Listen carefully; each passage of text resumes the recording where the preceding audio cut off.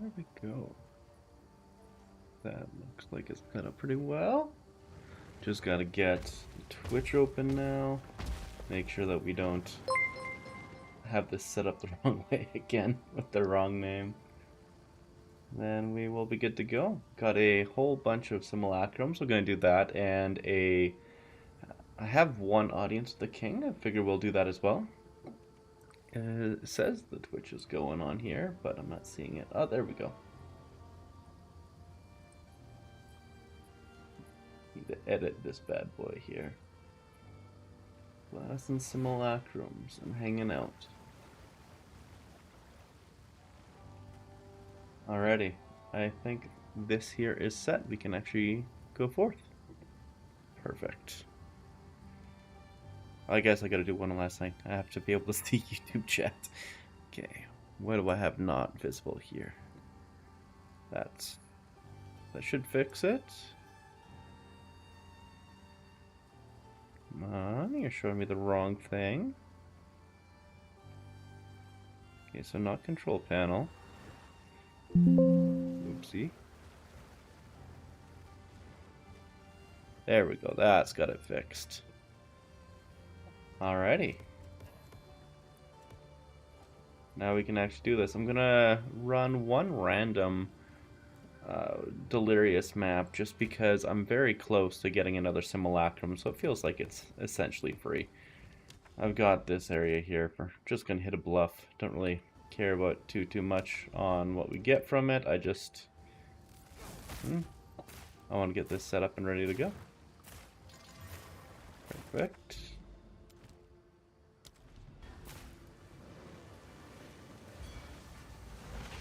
Well, I got the kitty Pablo basically sitting on my hand right now to my right side here. I feel like he's being extra affectionate on the computer today. Usually he likes to sit on my lap, like on the keyboard, but that wasn't good enough for him. I've had to set him down a few times while getting set up and ready for this. But no, Kitty knows best, that's for sure. Too weak, too slow. Simulacrum splinters, it's pretty much already enough to get the delirious going.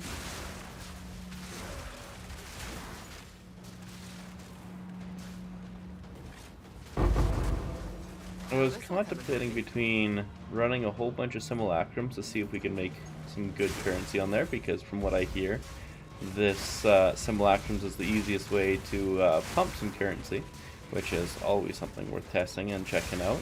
I've had pretty unfortunate luck with simulacrums so far. I've always got the helmet that's worth a single exalt. So right there is about the same as me running the other simulacrums, but the drops are definitely good. I know that the breach stones themselves had really good drops for me. I've made a lot of currency doing breach stones. Not even from the uniques, but the rares that came from them. Like, I know they said in the patch preview kind of thing that they're going to buff it even more. It's wild to me that they were thinking that it's low, because I honestly thought that the breach stones felt great as is. But if they're going to be giving you more rares to get more loot, hell yeah. Pretty much time to start stacking up on breach stones and making tentative money if you're still trying to hoard currency right now. I know I've definitely toned back on that quite a bit. I'm kind of taking things nice and slow now. I got my character exactly where I want it. I managed to figure out how a lot of interactions work. Really happy with that. Like, I'm actually very pleased with where my character is right now. And so that's why my second thought was to potentially make the blood mage, so that way I could test out the blood skills. I know I was really looking forward to those earlier on in the league, but then I kind of dove headfirst into the lightning skills because they felt so good and I liked them a lot. Drew the orbs. And so then I guess it kind of got put to the side when the blood skills, I mean, like, the lightning skills work so well on Deadeye, but it seems like Amazon's really only strength is the Twisters build, and I didn't want to do Twisters, so I kind of dropped it there. And I don't really see a world where, even with the ritual blood or whatever it's called from the ritualist, that it can keep up with a simple, like, there's no way it can keep up with blood mage. Blood mage is just too much of a powerhouse when it comes to the blood skills, and kind of sad that it's so focused on one thing. I'm hoping there's a little bit more build cohesion where skills have different ways of being powerful between classes instead of just like blood mage gets all blood skills and nobody else can compete. But and like Deadeye will just be the best with the frenzy charge stuff. I mean, I 100% am for classes having their own strengths. I'm not trying to take that away at all. My point is, like, have the skills have different ways to take advantage of their strengths, so other classes can really use certain abilities just as well as other classes. So, like, how the Amazon stacks accuracy to get crazy speed. They're doing the twisters right now, and the Deadeye could also get the extra frenzy charges to throw out more twisters, but the whole purpose of the twister build is to be fast. Maybe if there's a way to, like, I don't know, change up how Whirling Slash works, or maybe not needing Whirling Slash at all to make the twisters go out, or, you know. There is a world where you just don't have Volt on Lightning Spear and it's a spam skill, but then Amazon doesn't have a way to get enough frenzy charges because it is 100% a frenzy charge required skill. So I don't see that ever being anything other than Deadeye only, really. I think that's enough for getting the other simulacrum. That's fantastic. Yes, it is. We got 8 simulacrums here. We're going to run all of these, and that will be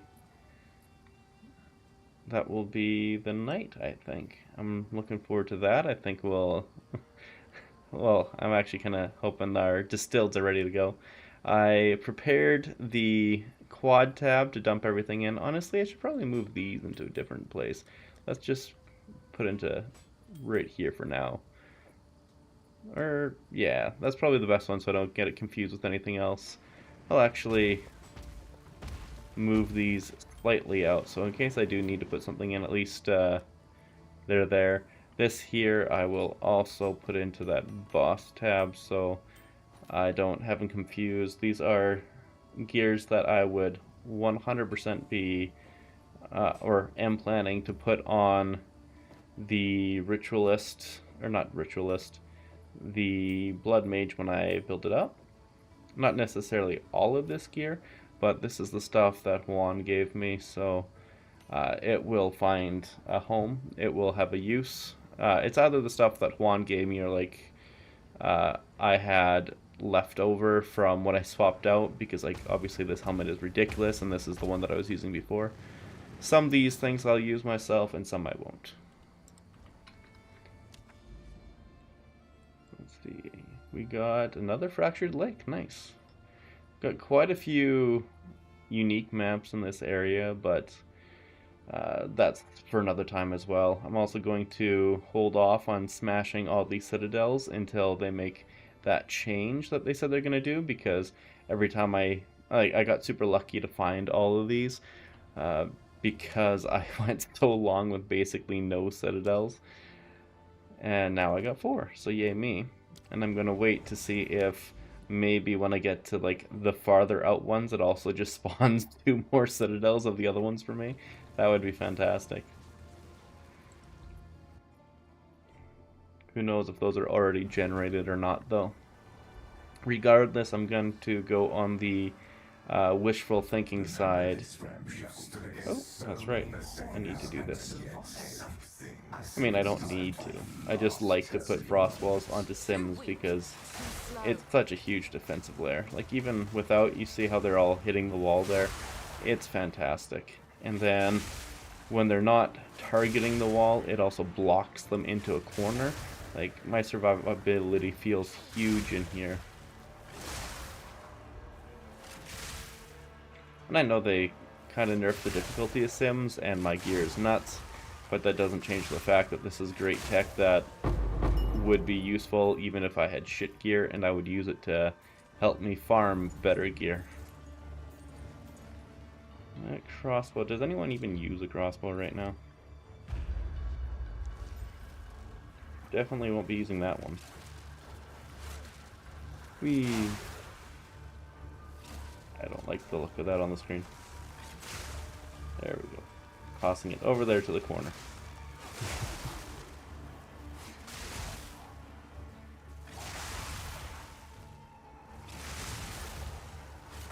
Well, howdy do, whoever it is that popped in. Having a pretty chill night right now. I got the pups on the floor sleeping beside me.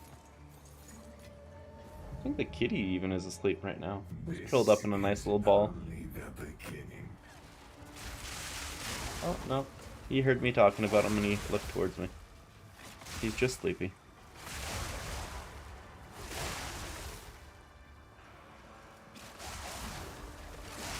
Nice chill late night stream. Although I know that howdy do, Flurka. Exactly what I was about to say. A lot of the people that seem to enjoy my content are from the opposite side of the planet. Actually, side note, the girlfriend, she left a couple of days ago and she's in the Philippines right now. So, she's on your time, Flurka. Because you're from the Philippines, right? I'm not 100%, but I can't remember who exactly was Filipino in my chat. And I think it was you, but I'm not 100%.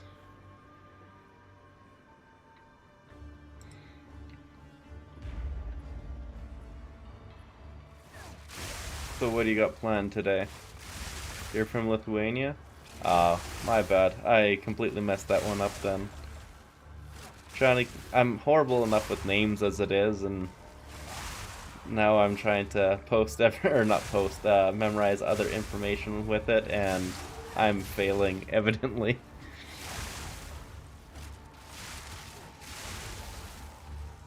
How am I out of mana? Oh, right, the mana siphon pools. These are nasty. Those are really nasty. Completely forgot those existed. Hold on.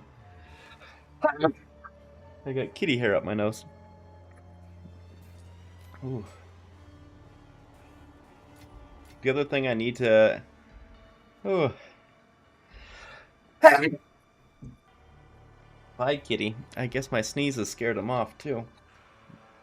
Ooh. I feel like I just inhaled a lot of kitty hair.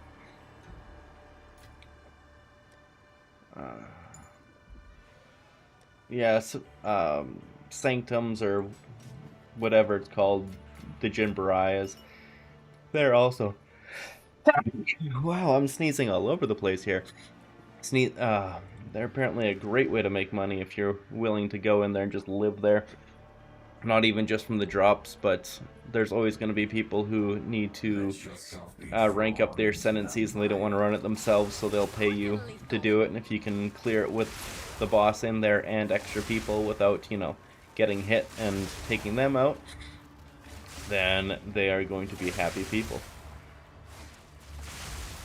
I tried doing that a little bit last league, though, and dealing with that trade chat was a nightmare, so I stayed away from it. But, I appreciate you popping in there, Flurica. Ready for work there. I fully intend to be a very good distraction for you while you get ready for work.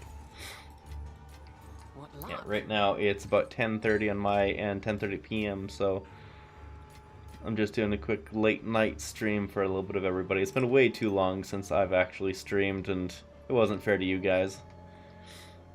I need to actually show my pretty face. Oh, hi, Pablo Kitty. You came back?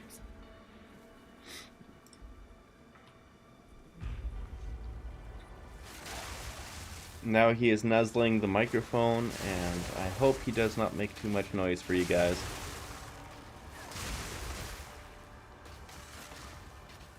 Well, I'm kind of jealous of you, Flurka.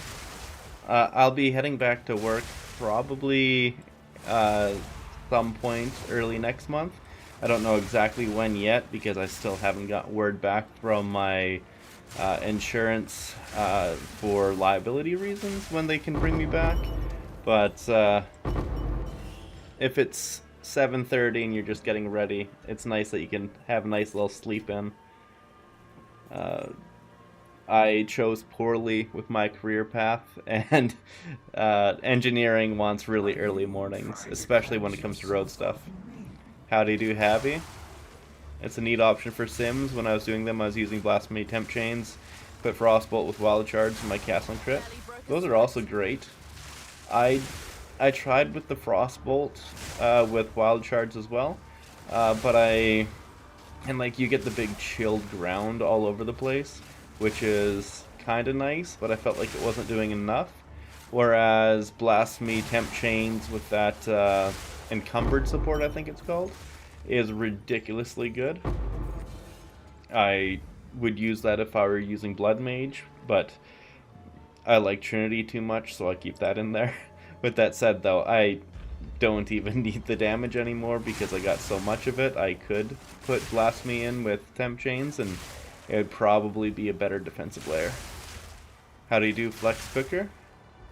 What is this version of your build? It's the same version of the one that I put out on video the other day, like I think a week ago. This is the version 2, where I am still using Cast on Crit, like Frost Walls and Spell Cascade, and when I'm mapping I put in Bone Cage to take advantage with Astral Projection to pump it up. You don't really need to even do that when mapping, it's just if you wanted to, you could. It's a nice little something something because I don't like having Frost Walls in while mapping, and I don't want to take out the Cast on Crit. I do have the Roa in there if I wanted to. I could like swap it out that way. Papa, you're destroying my hand with your tail right now, buddy. There we go, flex cap there. But I am just not a Roa enjoyer. I don't feel like it really does anything for me. It's not my cup of tea. I don't like getting on and off the Roa all the time. It's too much hassle. It's not worth it. A lot of people disagree with that sentiment, and all the power to them. Enjoy Roa, it's just not for me.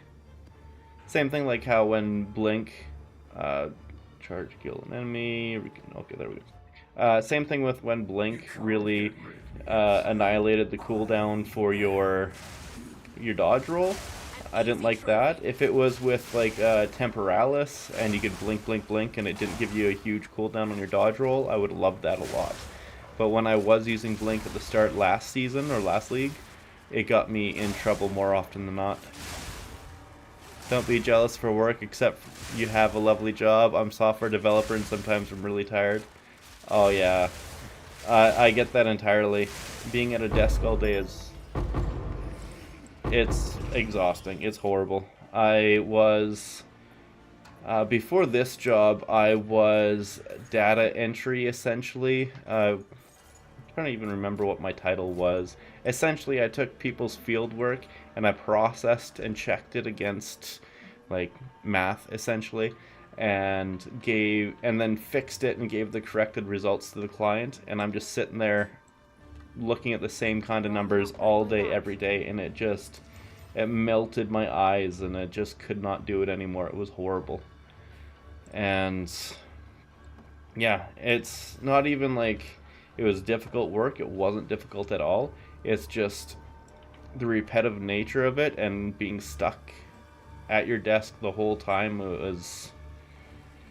It killed your soul is the way how I would describe it. It would have been better if maybe it was not like a corporate hellhole of a job, but I'm gone from that one and I'm very happy for it. Oh, that reminds me, thank you Flex Picker. I actually need to update my build link so that I can have it shared for like !build, and then you guys can have access to it.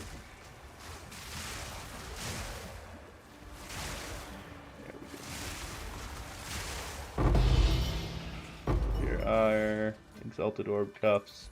Okay, I gotta do that right now. So I gotta open up Nightbot. And I'm going to quickly update this so that I can give you my build link. So forgive the small pause, I just don't want to have something unavailable that definitely should be available and ready to go. Okay, so there's this one. Copy, chat mod, commands, build, update. So that's for Twitch. And now I need to log in to YouTube.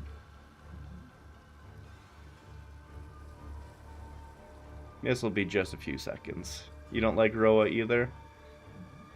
Yeah. I feel like it needs a little more oomph before it feels like it's a good skill to be used by itself. There we go. Okay, I got Nightbot updated, so if you type in !build, you'll see the 2 versions kind of thing I have of it. Obviously I'm using the higher investment one. You really don't need to get the From Nothing Diamond, you can make it work without. But I really like having the extra spirit, like 280 spirit, so you can run all of these skills, Herald of Thunder, Wind Dancer, Combat Frenzy, Castle and Critical, Trinity. But like, you could put in Elemental Invocation instead of Castle and Critical. You can automate it like how I showed how to do it last league. And then you can put Herald of Thunder in. It'll save you your 30 spirit. And it'll still work fine. It's just Castle and Critical works really, really good. So I like to use it. Do you mind sharing my build? Oh, sorry, I misunderstood you there, Flex Picker. I thought you wanted my build. Check if you want to make some recommendations. Aviation engineering, that's a lot more complicated than my engineering. I'm geospatial, so it's an easy one. Am I PE? What do you mean, dunk da monk? Physical education? I don't know what you mean by PE.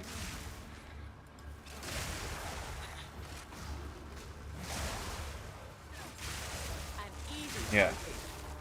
Well, FlexBooker, I won't be able to do a build fix on stream here, but I would be more than willing to go through it. I got a list of builds to go through on my Discord right now, and if you were to post it into the build sharing, I will get to it as soon as I can. There's a few people in there still waiting for sure. I have one more I'll have to do tonight after the stream. Well, technically 1.5. I have the notes done for the one build that I kind of went through and checked on yesterday, but I need to actually record it and put a video of it out there.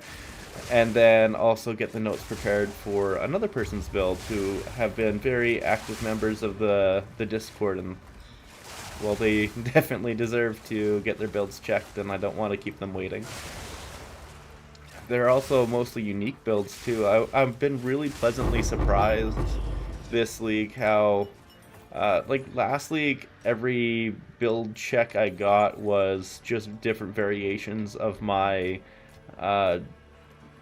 light or Tempest Flurry monk with like bell and everything. It kind of felt like the build guides weren't doing that much because all the information was in all the other build corrections, and I've been really happy with this league because it's all been different stuff, so I'm getting different information out for all kinds of different builds, so it's not just like, hey, one bit of information shared 100 times. No, it's here's things that will actually apply to anybody who wants to look at it and apply it to their builds. Like, I like the variety, that helped a lot, and plus they're with a bunch of other oh, P-Eng. I see what you mean. No, I'm not a actual professional engineer. I am a diploma engineer. I'm hired to be the supervisor in the field for road construction and the like, because I know I know what needs to be done, but I don't have that extra little couple of like basically 2 extra years of schooling under my belt. So I can't stamp yet, although that is on my list of things to do. I want to be a PM, project manager, which would be essentially the same pay that I'm getting now, An easy but trophy. I would be home every night. It's still crazy hours, really difficult, and more people-y because you're trying to find clients and get work.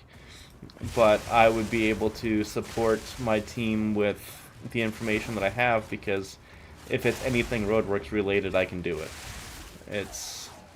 I've got, I don't even know, probably like 9 years experience just building highways. So it's, well, What luck. no, not just building highways. I'm not too sure exactly how much highway building experience I have, but I got 12-year survey experience at least. And that's why my company enjoys having me around, even after being unfortunately injured for so long. They've had every opportunity to drop my ass, and they haven't. They've remained patient, and so I'm trying to get back to them for it.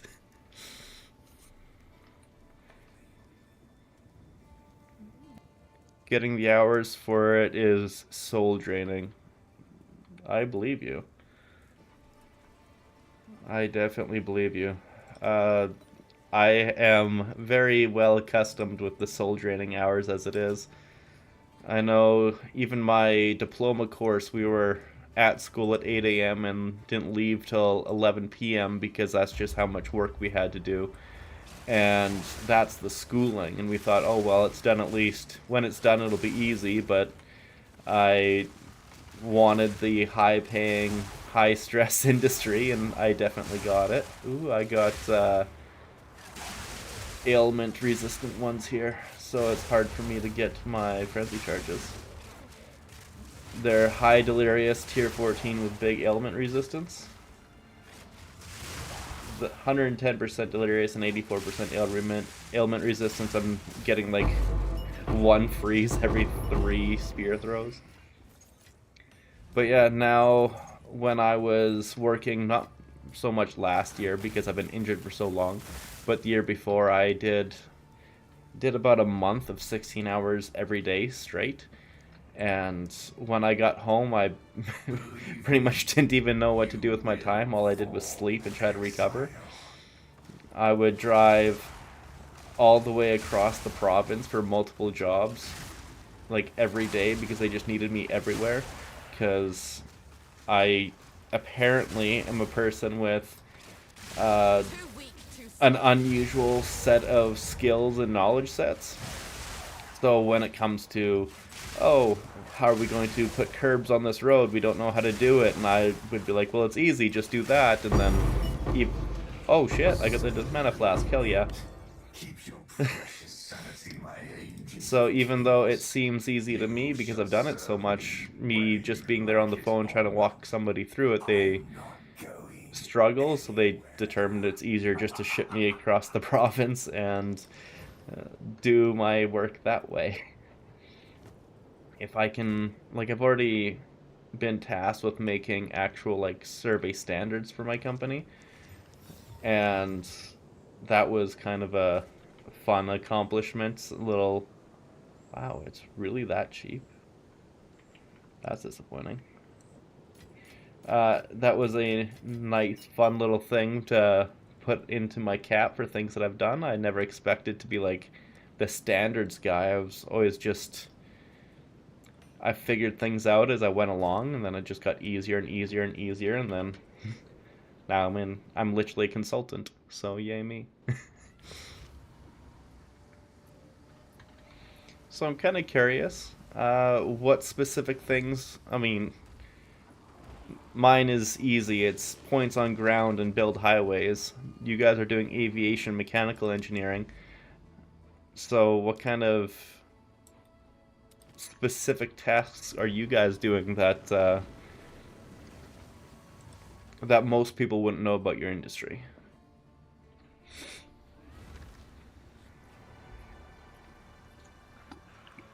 Go and get some water here.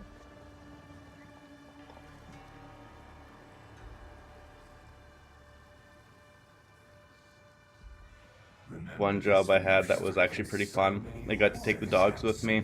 We're in Beaver Creek. I'm sure there's 100 different Beaver Creeks in Canada, but it was called Beaver Creek. And every morning we went out, well, every day what we started doing was plowing out all the dams and built up wood in front of all the culverts so that our work site wouldn't be completely flooded, because every night after we left, like immediately after we left, the beavers would come in force and just destroy everything we built the day before. They were adamant that water was not supposed to move here and we were trying to get the water moving. They did not want to stop, and they were very good at their job. And so while I had the dogs there, they're having a great time. We're walking through, getting points, all that stuff. But I got one really small dog who's like 10 pounds. And she was trying to follow me through this one really busy area, trying to pick up like the beaver holes and stuff. And she fell into a beaver hole because the grass was so tall and the reeds were so thick she couldn't see it, and she just disappeared into the ground because, like, how do you find it when you're 10 pounds, like a half a foot tall, and you just fell into a 3-foot hole? I felt so bad for the little girl. It was really easy to find her because, like, she was right near me when it happened, but she immediately disappeared. And yeah, I picked her up and she was covered just head to toe in mud. It was just so wet and nasty in there. And yeah, I picked her up and she held on to me so hard. Like, she held on to me like a cat on your shoulders, and she stuck there for like the next 30 minutes until we got out of that area. And oh, I felt so bad for her. She thought she was traumatized for sure. She was definitely safe, but oh man, I was just covered in this beaver water because she fell in. It was all over me. My whole back broke out into like these weird nasty bumps, but the thing was, she was safe, and that's all I really cared about. The big girl, like, I got 2 dogs, right? The big girl, she was there as well, but she didn't follow me into the mess of an area. She was just happy hanging out with all the other workers. And then the little one, she's too afraid to be any more than like 3 feet away from me when we're out in the public, so I guess that was the day that she learned she can stay by the big girl, because when I went out to unfortunate areas like that, after, like, going forward, she would always stay with Beverly, the big girl, and be happy and safe and have a protector. But oh man, that one day was not her day. This holds great power. Let yourself be drawn into the mire. Well, Flex Quicker, if you're still wanting the build, it is, you just type !build and it will pop up. Otherwise, just let me know that you're sending your build in the Discord, and I will get to it as fast as I can. There is also, it's really helpful if you can show me like where the build is struggling with a video, just to be like, hey, this is my issue, and then like maybe show off your strengths as well, so I don't like try to fix something that isn't broken. And if you could send those to me as a direct message, but the build in the build sharing tab, that way I can keep it all organized, it would be immensely helpful for me to actually put together a good build guide for you.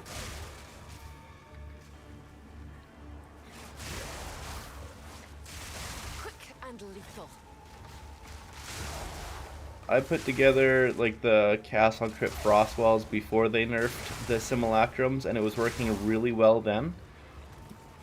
But now, obviously, they've nerfed Simulacrums pretty heavily. I don't know if it's doing as much, but like, obviously it's still doing a lot, because like, they target the walls, it keeps them away from me, it can block them in corners. It's great. It may not be necessary anymore, though. What is this? Nothing that matters.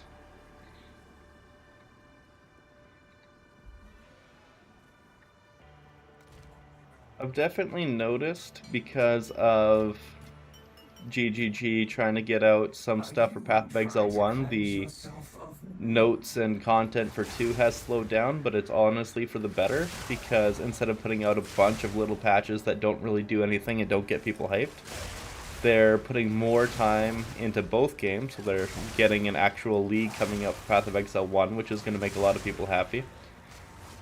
And then every time there's a patch for 2, it's all the things that they've been working on over the course of like 3 weeks to a month. And it's a huge patch. Like, massively improving loot, improving quality of life stuff, improving strong boxes. Oh, all giant improvements to the game. Just win after win with these patches. I'm very impressed with them taking feedback to heart. Hopefully they continue fixing some things. I know I could say like, hey, why isn't Castling Crit with Marks working great on mouse and keyboard, but like, that's such a specific thing. Like, that's going to be super low on their list of priorities to fix. Getting loot right and maps better is going to be massively more important.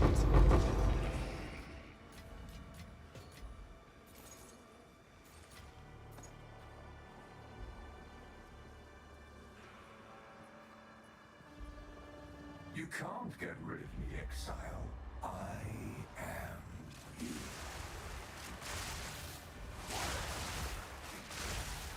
Oh. One thing I've been playing in my off time a little bit is Cyberpunk 2077. Man, I love that game. I played it first when it came out, and it was a glitchy nightmare. It was a mess. I actually played it all the way through on PlayStation 4, and if you touched it at that point on PlayStation 4, oh, it was awful. Now I'm playing it on my PS5, and it's a fantastic game. Like, honestly, holy crap, did they fix that. Like, for equivalent of other games that had the potential, like Anthem had the potential of being as good as Cyberpunk 2077, and you know, as a game that was a disaster and had a chance to be fixed. But instead, the company just gave up on it. Like, it's not working. It's got the bones for greatness, but we're just going to throw it out because we're too lazy to fix it.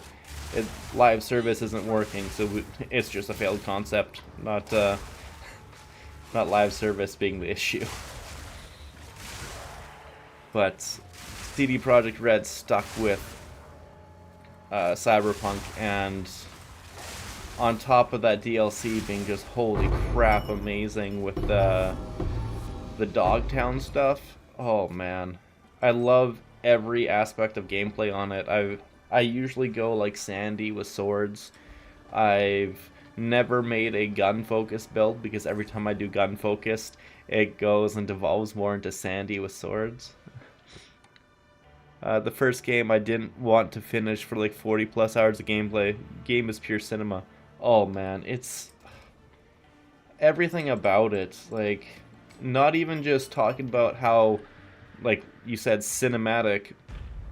The early missions, like saving Sandra Dorset from the scavs, or like the Compeki Plaza heist, or everything to do with Takamura, and like, I usually play female V because, man, I love Judy as a character. I think she's just phenomenal. I know most people prefer Pan Am, but I'm also not a big fan of male V's character, but I started 2 playthroughs.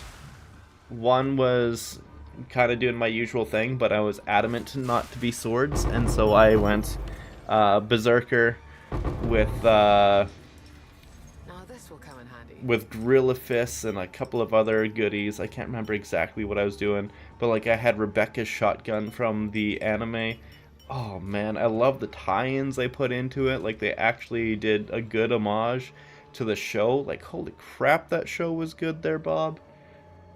And yeah, you can find David Martinez's coat. The vehicles are amazing. They feel amazing. You find Skippy, and you're just like, I want to play with Skippy all the time until whatever the fixer's name is, hate her, she takes Skippy from you and gets rid of the AI. How dare she? But yeah, I've never seen a game that was so invested into making the side missions be main mission quality and caliber. The only one that's even remotely comparable to that is probably The Witcher 3. And holy crap, that's also CD Projekt Red.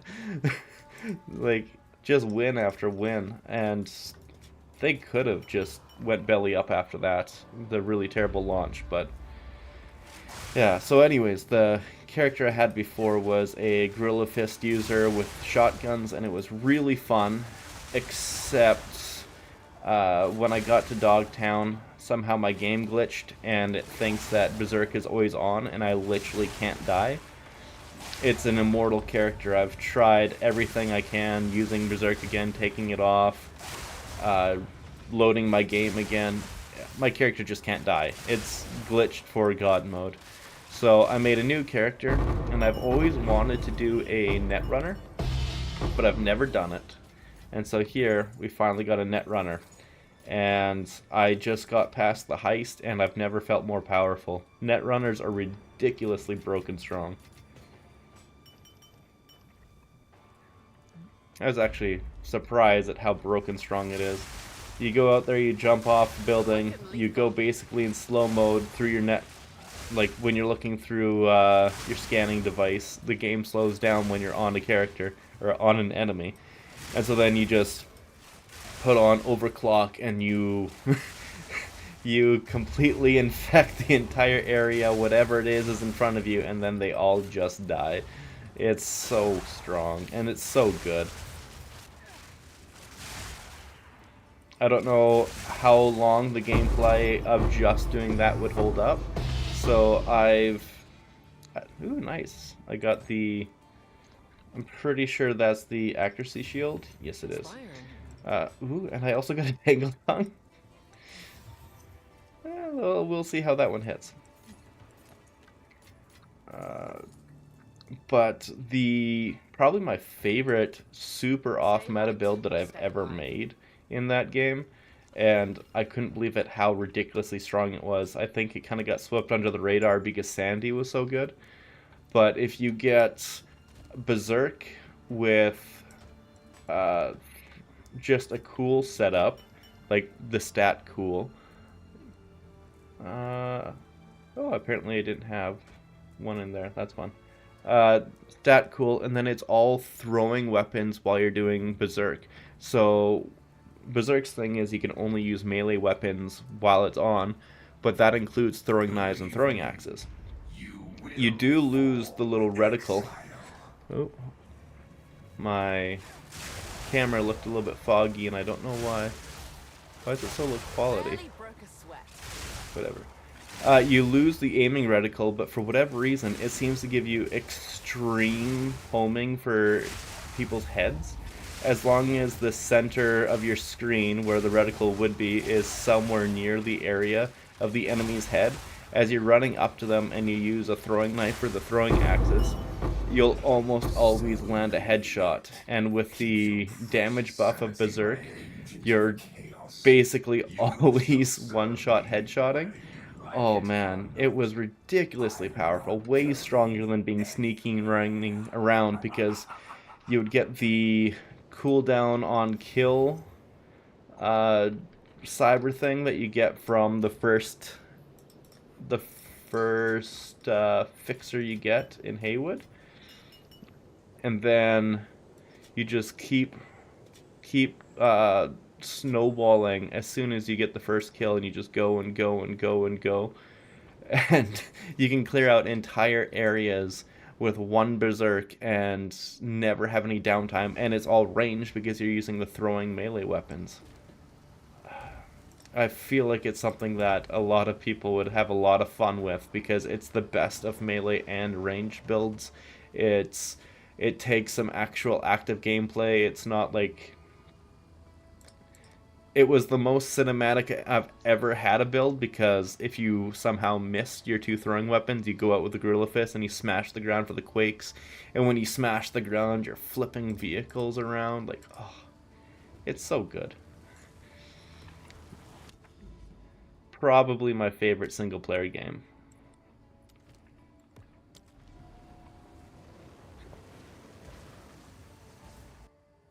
It's one that I just keep coming back to, and I'm honestly not too sure why it's got its hooks into me.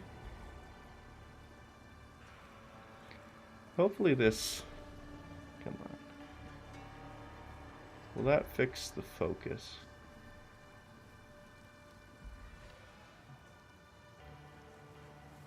I'm not too sure why. It looks really terrible on my screen here for the webcam, but not much I can change about it other than maybe turning on like the backlight behind me, but that might make it worse too.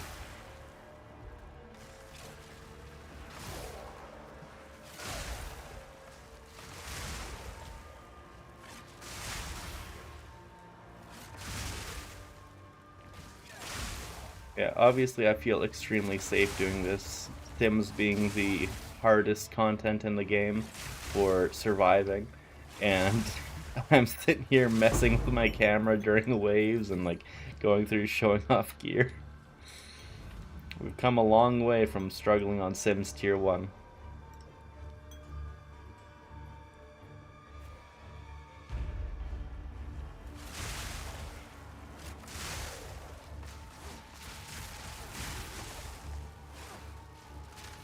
I think my new favorite perk though is Obliterate.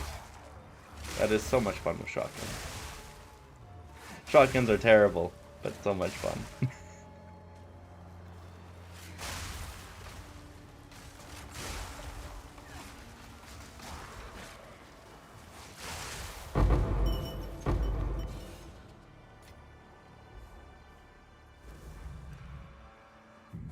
Well, obviously I've played the hell out of Cyberpunk. I've played the hell out of The Witcher 3. I've played the hell out of Path of Exile 1 and 2. What are other games that you guys would recommend on like that kind of vein of quality and style that I should definitely play? I did do a little bit of Oblivion Remastered, but that was more of a nostalgic thing. I'd say that it's a great game to play if you played Oblivion growing up, but if you didn't, it's not a must-play at all. Another extremely good single-player game that I go cuckoo for and seem to play through every couple of years is Mass Effect trilogy, and the original Dragon Age Origins is so unbelievably good. It holds up even now. After Veilguard came out, and it didn't hold up to the quality of even Inquisition, and Inquisition was good, but it wasn't Origins levels of good. But then Veilguard came out, and I was like, what is this? Am I just, like, jaded? Is Origins not that good? Is it just nostalgia goggles going off? And so then I went back and I played through Origins again, and nope, Origins is just a masterpiece. Origins is unbelievably good and 100% worth playing with its terrible graphics and weird janky controls. Gonna be tough to match fidelity, to be honest. To match fidelity.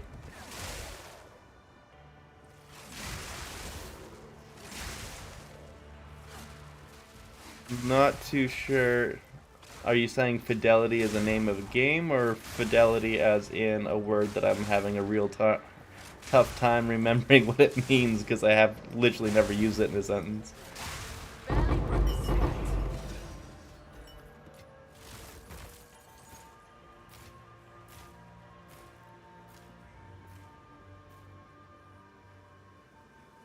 Oh, yeah, I understand what you mean, yeah. POE 2 and Cyberpunk don't have a lot of similarities to share between them, but it's more of just a quality standard.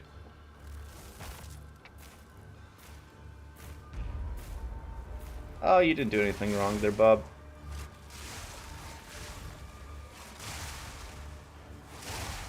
I've heard that I think it's called Expedition 33 is supposed to be excellent.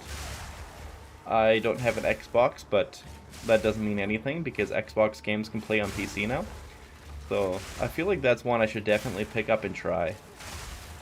Like, if it's as good as I'm hearing from just reviewers and the like I don't know anyone who's actually played it themselves, but if it's as, come on, proximal tangibility is wrecking me there. If it's as good as everyone's saying it, I'd be a fool not to play it.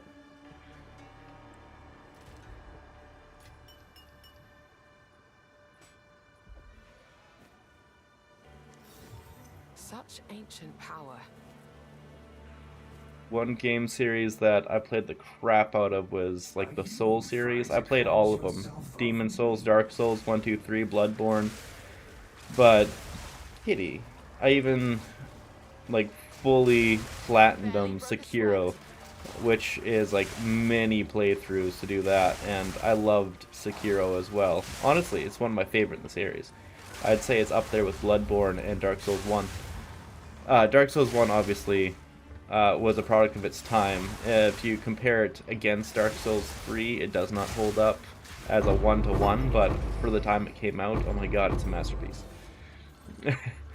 But then when Elden Ring came out, I really tried. Like, I got through pretty far into the game. I beat Radon, and when the meteor fell and it was just like something else to do and the map changed, it was just too big for me.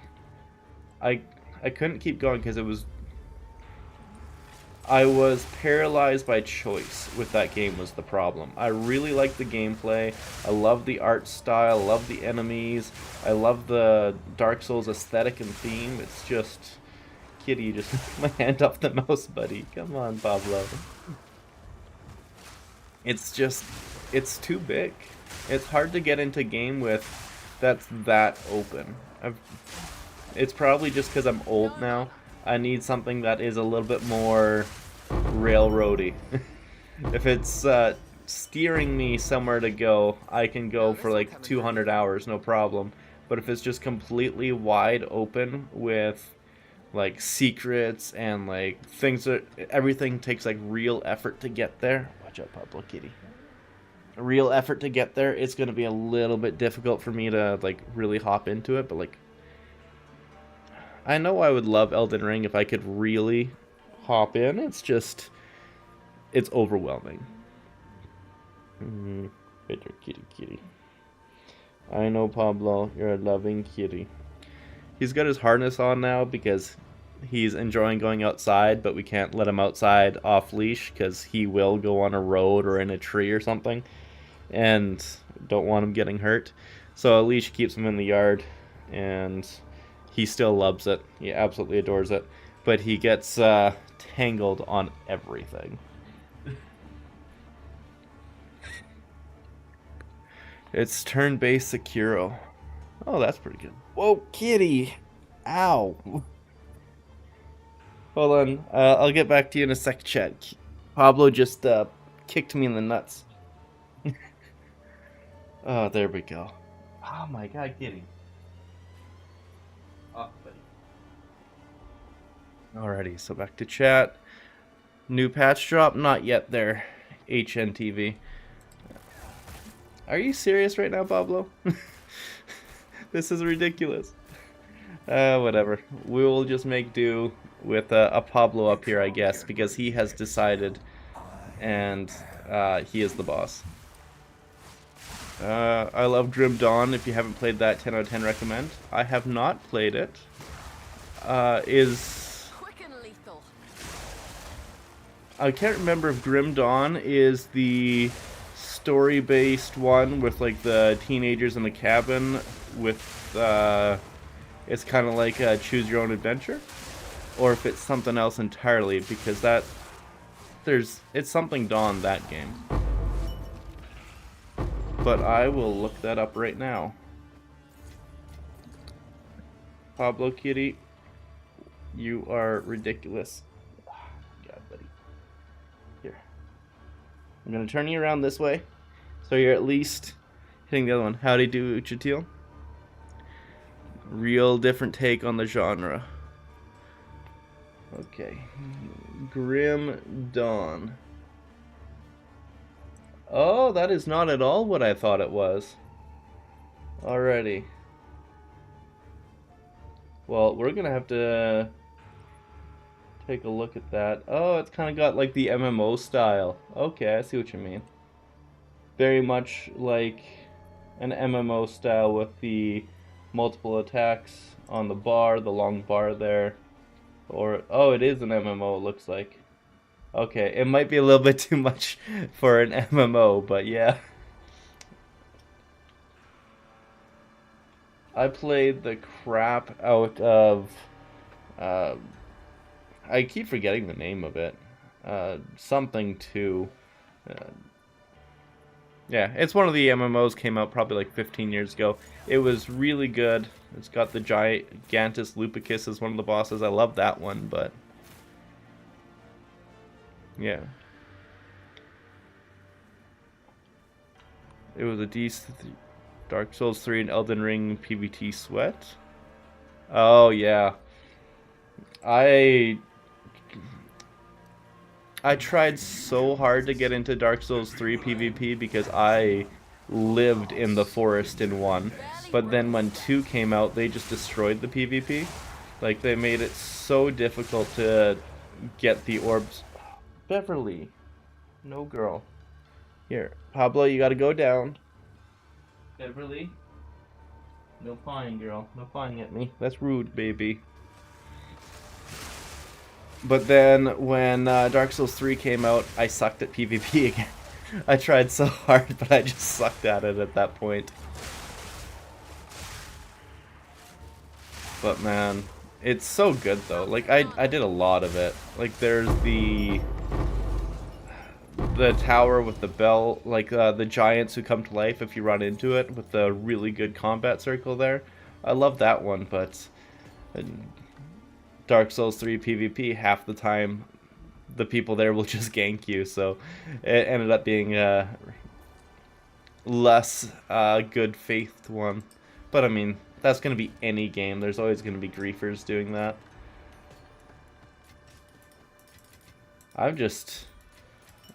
If you got really good at Dark Souls 3 PvP, I bow my head to you, because that one was a next level one. Like, there's so many more unique weapons. Like that frost scythe was amazing. I loved that one for the PvP, but then people were getting amazing at like certain like flame weapons, and there's like a double ultra greatsword that people were using, and it had a lot of depth that I wasn't expecting.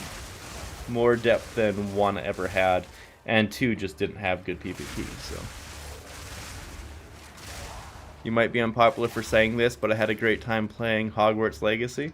Honestly, I've heard good things about Hogwarts Legacy, but the only people who I know who've played it were really big into Harry Potter.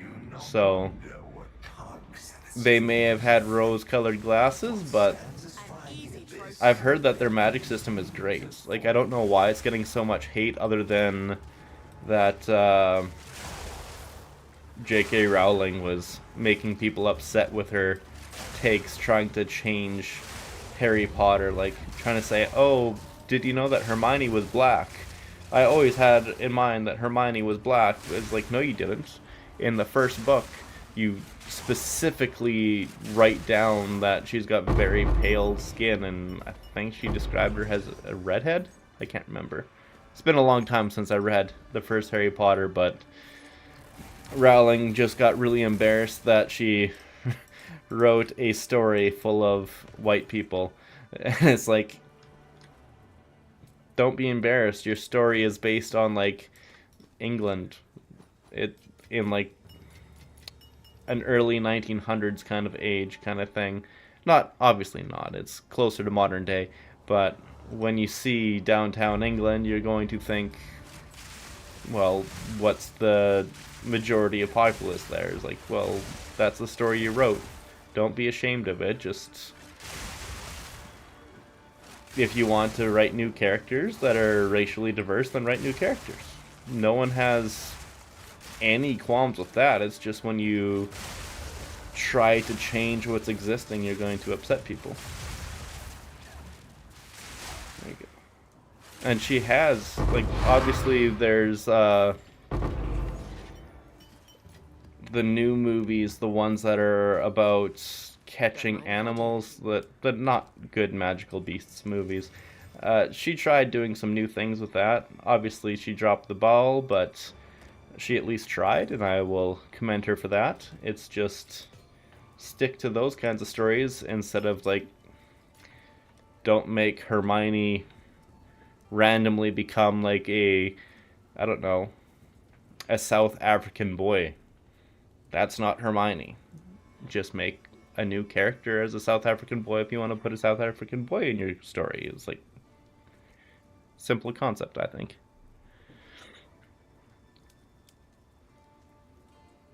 The real Diablo 3. Sorry. I think I missed something there, Bob.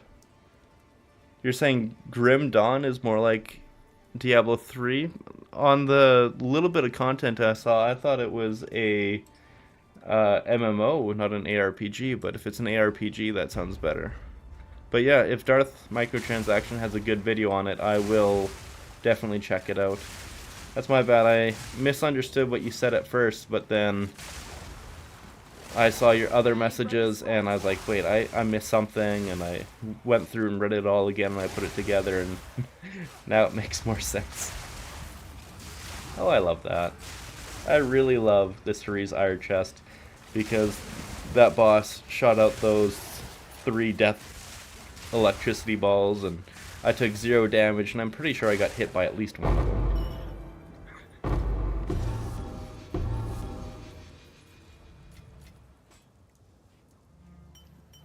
One thing I need to figure out how to do is make a, like, those tier list things that everybody does.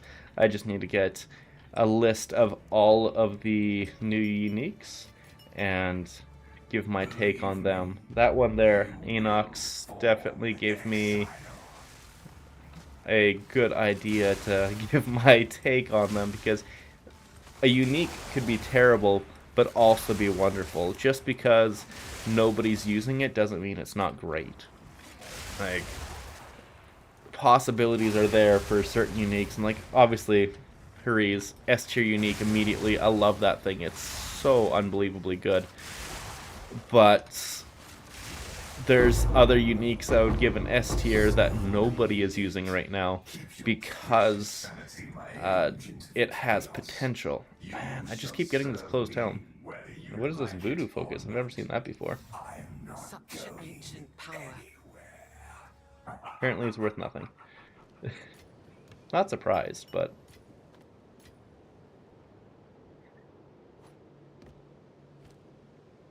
Staff. I don't even know which staff is the good one. The one that gives Sigil of Power, but even then you don't care about the staff too much. Just get one with some charge or some spell levels, and then nothing else matters. Maybe some cast speed, but whatever. There's going to be so many staffs out there that you're not going to worry about. Oops, that's a spear. Worrying about keeping them on hand.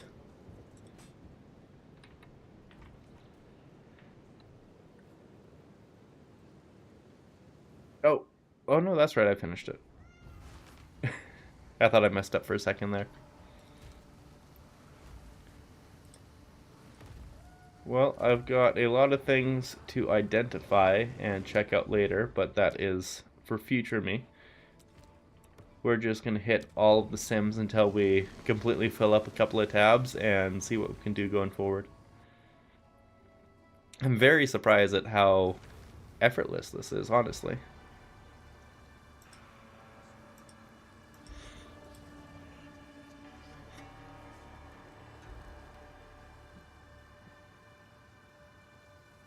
Gotta check something out here. Docs, control panel.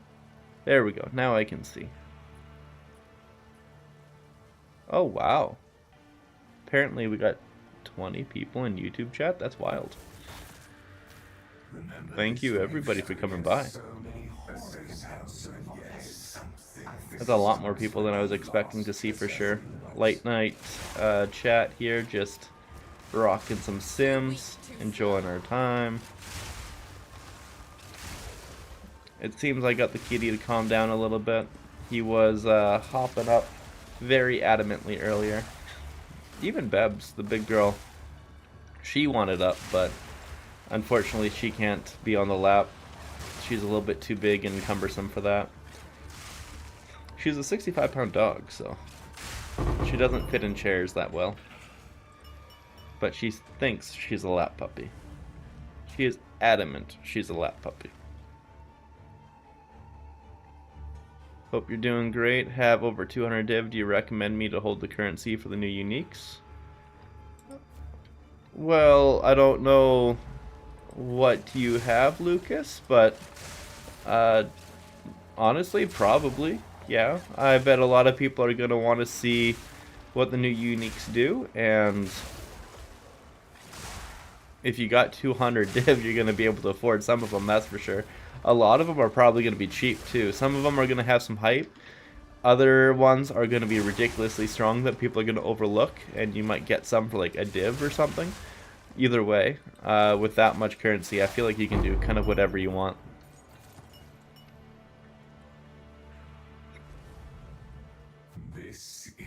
I know most of my gear, I either kind of upgraded it myself and made it into something special, or bought it when it was a lot cheaper than you could get it now. Like, I think I bought this ring for 2 div, and this one was like, it didn't have the 4 to 9 physical on it. Unfortunately, that was a failed but also successful whittle. But the rest was there, and I think I paid 5 or 8 div for it, something like that. And now I'm sure it would be worth a lot more. Let's see what that would be worth now. Take off the lightning res and see what it says. Apparently they're cheaper now. Never mind. But triple damage on. I guess I could get maybe for like 10 div for one. Except for that's a worse suffix. This one here also a worse suffix with the cast speed. This one here is the closest comparable. I have a lot more lightning damage, a little bit more fire damage, and a big chunk less physical, but it's 66 div for something very comparable. And I paid like 8 or 5. I paid 8 for these, and then 1 whittling later, and I got the tier 8 fizz roll. So crafting can be worth it, but it can also make you refinance your house and you cry because it still fails.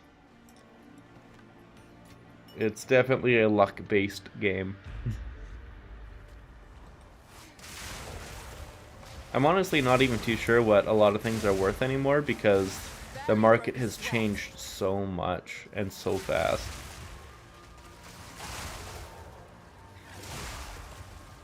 It's kind of hard to keep up with it. Like, I'll know when something is worth something, but I won't know what it's worth. That, I need to preface that.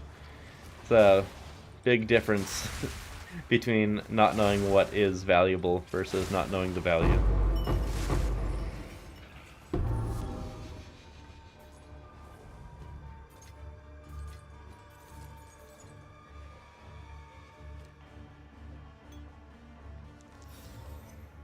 Ancient power. Curious. What things in Simulacrum, other than the emotions, obviously, are valuable? Like, there's the emotions, and there's the megalomaniacs. Because we've obviously confirmed that the mana flask isn't worth anything anymore, which was actually really surprising. That helmet isn't worth anything. We're just kind of doing this for the raw drops, I think. Kind of unfortunate that we can't even farm this for experience. With that said, though, I think I would take the not being able to lose experience over gaining experience for the low-level entry to it. Maybe if we had a way to like toggle it on and off, that would be nice. Kind of like make it an Uber one where we can. You have a lot of divs also.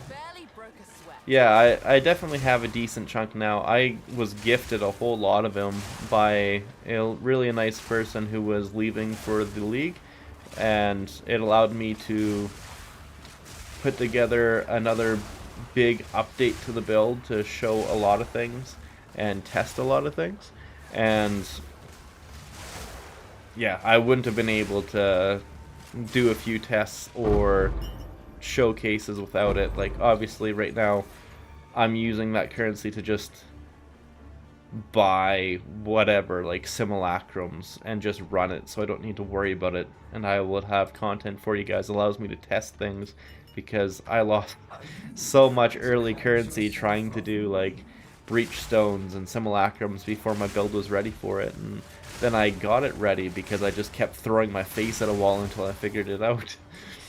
And yeah, it really afforded me to be able to do things that were a lot more difficult. And then after he gifted me so much gear and currency, I made a series of extremely high-end sales. I sold 80 divs in items in 1 day afterward. No, sorry, 2 days after. And when I sold 80 divs and items and I'm only at 136 and he gave me like 90 divs, to tell you how much I was throwing my face at things to try and figure it out. Then I also paid, I think it was 20 div for this bad boy, which is nuts. As you can tell, it doesn't look fractured, but it is. It didn't look fractured on the website either. I was going to fracture it and try to chaos roll, or divine roll, I mean. But that is not in the cards, unfortunately.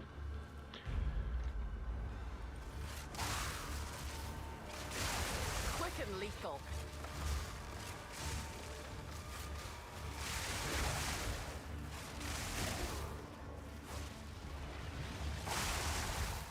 One other game that I really wanted to like more than I did, because it seems like it would be like exactly my thing, is Outriders.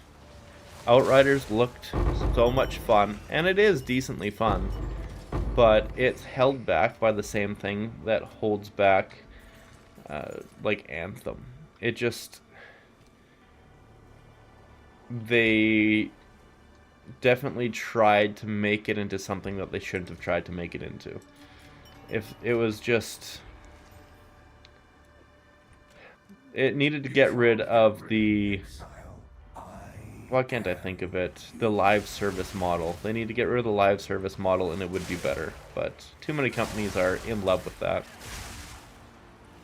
and they're in love with it for things that doesn't fit their build or their game concept. What's the best class for Flicker? There's definitely really good Invoker Flickers, but I feel like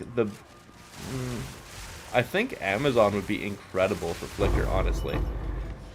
Maybe not even Flicker, but just like a quarterstaff in general, because accuracy stacking on a quarterstaff with putting 2 accuracy runes in it, I think would be incredible.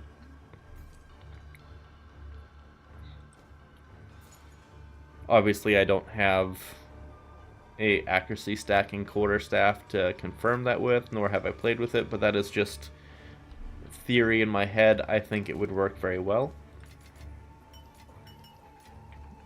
And then You do matters.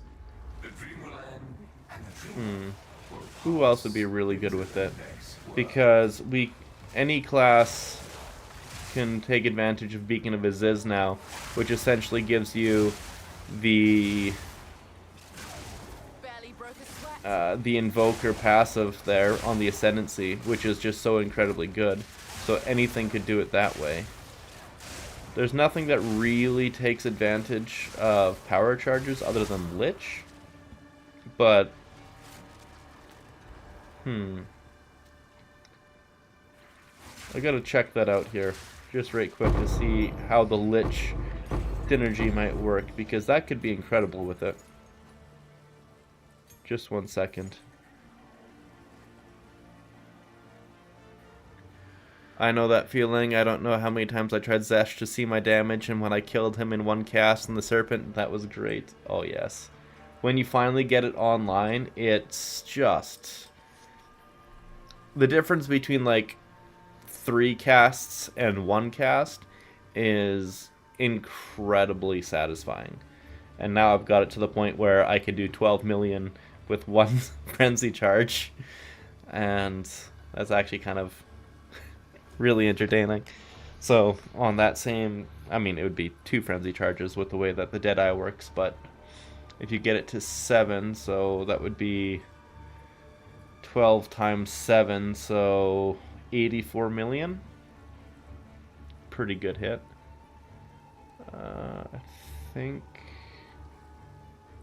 I guess I didn't have it saved on there. Doesn't matter. Either way, I just come to the tree, switch it to Witch, continue, and Lich. Gotta check this out here. Yeah, so this one here, non-channeling spell. Okay, so it's specifically spells. So Lich wouldn't work very well with the price of power.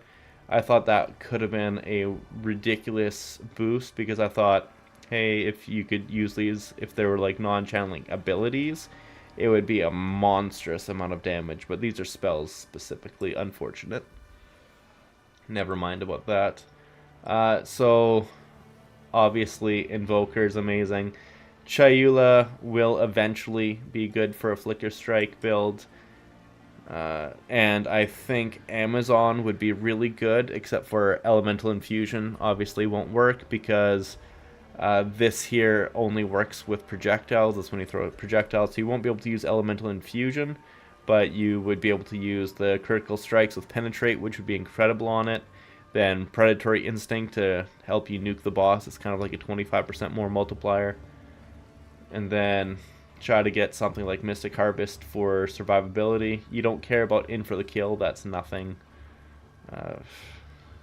I just feel like the Penetrate massive amount of increased attack damage might be nuts.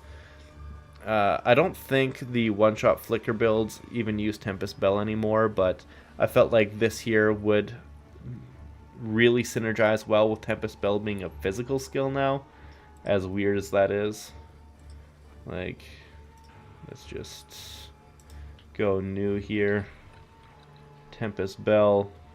I've not even tried to make this work yet, but after you reach I'm just going to skip all past that. Elemental elements applied to the bell cause the shockwaves to deal extra damage of the corresponding type, and hits which would have caused knockback increase the area of effect of the shockwaves.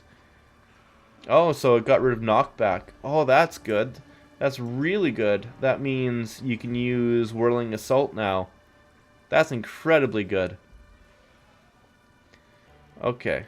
So that's actually kind of a small buff. I'm tempted to see how well that works. I just played the crap out of a quarterstaff build last league, and I'm kind of sticking away from it a bit, RJ. But yeah, I 100% believe the best 2 classes for Flicker Strike would be Invoker, and it would be Amazon.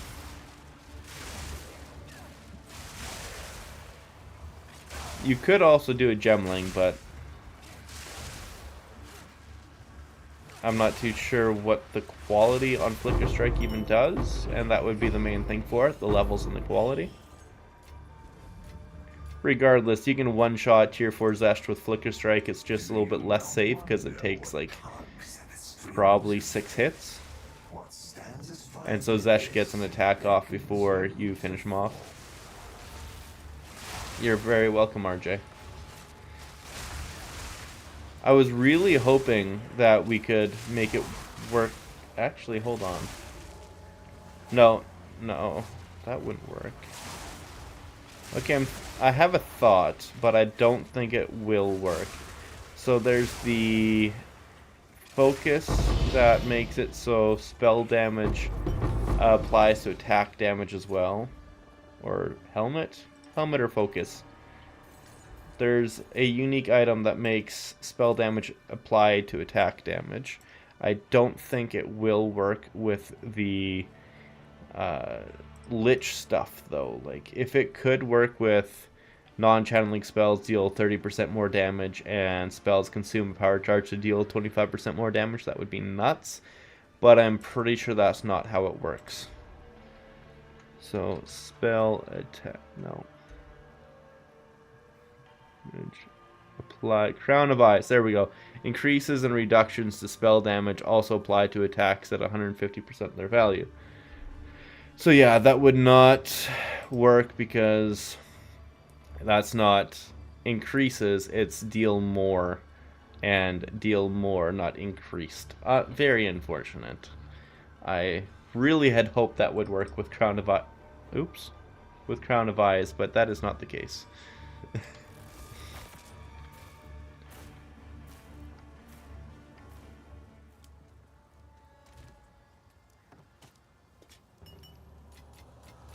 So many goodies here. I'm very happy I pre-prepped my quad tab here. Actually, that's not that useful. But minions recharge and maximum energy shield might be nice. Someone might pay a divine. Those stats are useful on like the minion builds for Lich right now. Barely broke a sweat. Not the best, but they're useful.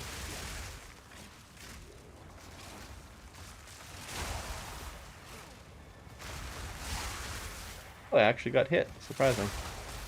I'm invulnerable again. Well, untouchable again. So I'm not too worried. But I was surprised I got hit once. With my...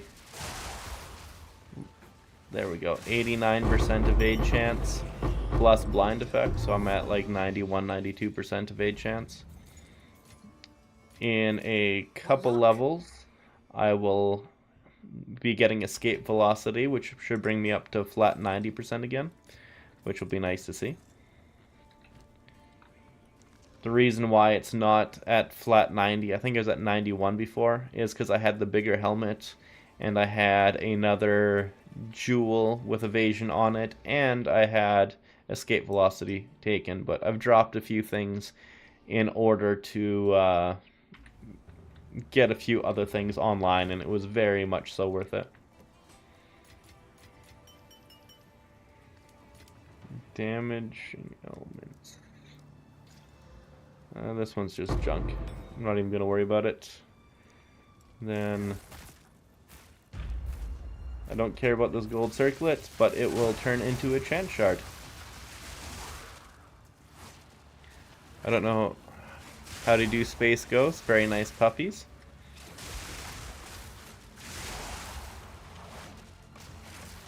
You guys have all the best emotes. Too weak, too slow. We got to make some more emotes for my account. I got some of my pup and kitty, and I love them. Absolutely love them. I got one emote of my dog with her face stuck in a peanut butter jar, and another one with my cat really bundled up in a blanket, looking like he's judging everybody. It's a good time.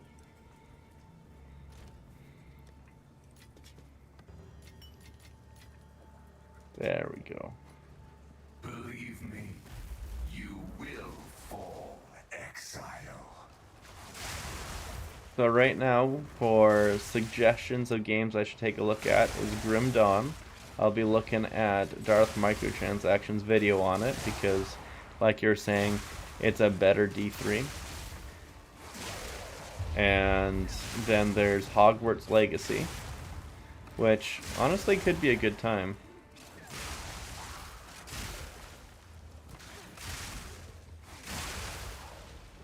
Then I don't think anyone gave any other suggestions after that. We got a Distilled Suffering, very nice. My agent of chaos. You shall serve me whether you like it or not. I'm not going anywhere. Is this staff a delirious unique? Trigger skills, refund half the energy, plus 4 levels to all elemental skills. I don't think this is worth anything. 5 exalt apparently. What the heck is that? When it corrupts, it gets lopsided? Oh, I don't like that at all. Oh, that is gross to see. Just no. Just no to that. Also, how did this corrupt to get plus 5 to levels when it only gets to 4 with also getting an extra socket?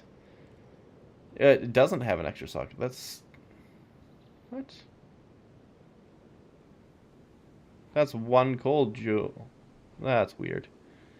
Is that quarterstaff good? It does not look good, no. 100% increased elemental damage and good extra crit chance is decent. The all Ellie skills is nice. The only thing I could see on this being good is because you can get a big base crit chance on it and trigger skills refund half the energy cost and then the plus elemental skills. This could be a spell build. But it's increased elemental damage with attacks. But if you're going to be going entirely based off the triggers for your damage, this has merit for existing. I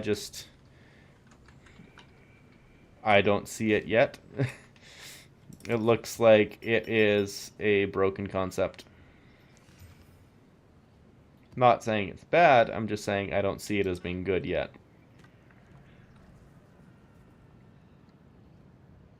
Maybe in the future, though. Like a comet build kind of thing with using quarterstaves to make a whole ton of comets going off might be okay. But you could do that with any build, and you wouldn't have to use a two-hander to do it. But one thing that could be extremely good, using a two-hander, and then there is this node right here, Giant's Blood. You can put a quarterstaff in one hand, then you can have the offhand for something else. A focus, another quarterstaff, obviously, a scepter are all very good options. And then you could use any build with it. If only Chayula Monk wasn't so bad, I think that would be a great way to do it, because there's even an item that gives you Giant's Blood for free. I'll actually show you that one. Giant's Blood. So the From Nothing that can have it. Oh, that's cool. Oh, I didn't know you could do that. Oh. Oh, that is great. Oh, that's so nice for testing.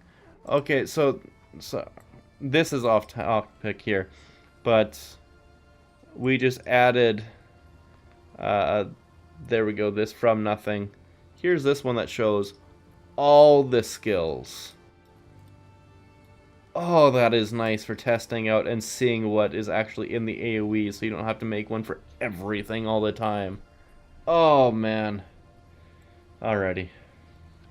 Well, that was just silly.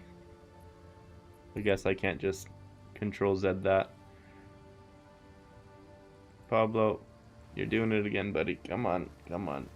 You're being ridiculous. Yes, Pablo, I know. Okay, say hi to the camera, Pablo. Say hi to the camera. I know, buddy. I know. Yeah, that's some good attention, huh? There you go, kitty. Good kitty. I know. Is it snuggle time? Is that what's going on? Is that why you're so adamant on pushing your face into me?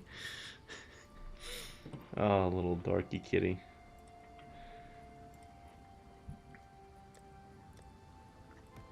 Oh, that's not bad. So this here is our 5th simulacrum.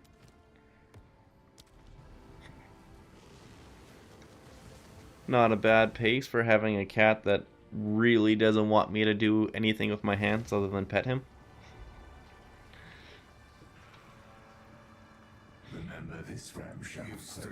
But yeah, if you're able to use the quarterstaff as a one-handed weapon, which is what certain warriors are doing, not the smith, but I think it's the warbringer that's actually really good with the quarterstaff as a one-handed weapon. Like, it's been a while since I saw what the warriors were doing with quarterstaffs, but they can actually make really good work with it by using only one-handed quarterstaffs.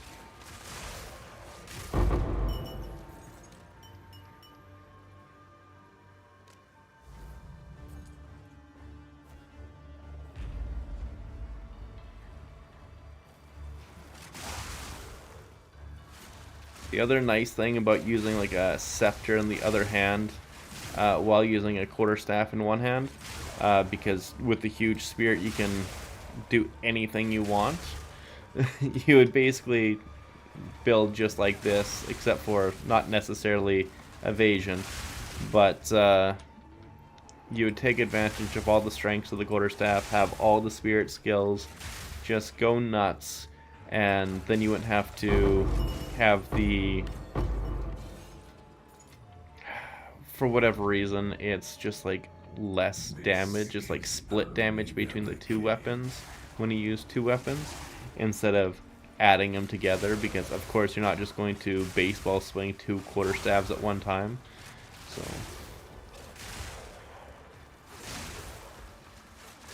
it's just a little bit janky that way. Yes, Pablo Kitty, I know. Yeah. He has decided he's going to lay in front of the camera again, but luckily, this time, he actually laid down. Thank you, Kitty. That was very kind of you.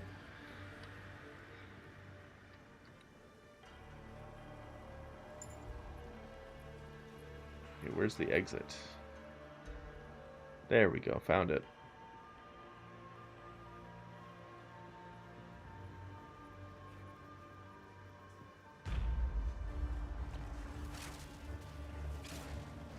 The one thing I'm really surprised about, because the devs were adamant that they didn't want like overpowered one-shotting builds kind of thing. They didn't want bosses to be killed faster than like 30 seconds. But just because, like, I'm never picking a build because I think it's going to be meta. I'm picking a build because it's a concept I want to play, and I want to see how far I can take it and how fun it will be. And that's the same thing I did with the Monk last league, and it's what I did this league. It's just, hey, this is something that I would enjoy playing, so I'm going to grab it and I'm going to enjoy it even if it sucks.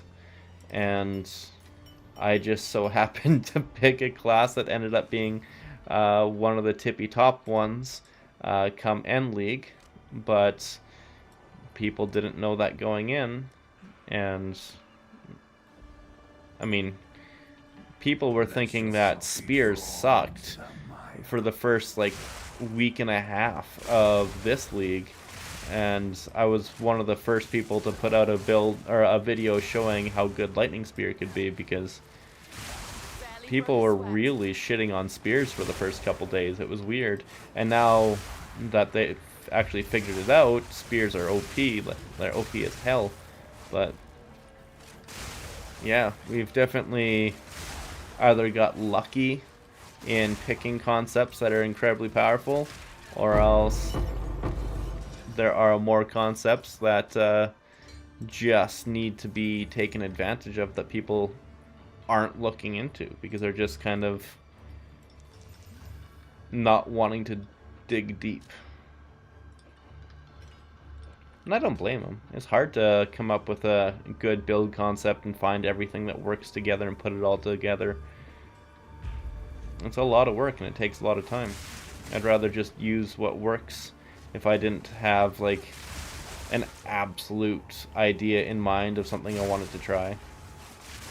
Path of Exile 1, I basically followed builds until I found something that meshed with my play style, and then I would take what somebody else had put together and then improve until I found something that felt truly special and was me. My favorite, or my first build that I like really put together as my own was a Penance brand of Dissipation that was ridiculously tanky, and then I realized how much I liked being tanky because being one-shot by everything all the time really sucked. Before I was trying to do a Tornado Shot Deadeye and I just hated it. Even though that was the meta build of the league at that point, everybody was making like literally a mirror a day. It was stupid. I wasn't, because I wasn't playing that build, but I found something that I really enjoyed instead, and I was able to kill all the unique bosses, and I really like taking out the uber pinnacles. That's what I strive to do with every build I do. I want to be able to do an all content kind of character. And the most important thing is, can you take out bosses? If you don't do that, it's not a build I even want to look at. Actually, that's lightning damage and crit chance with cast speed. That might be worth something.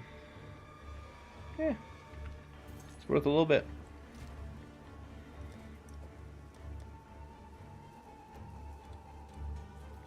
One divine, see if somebody will buy it.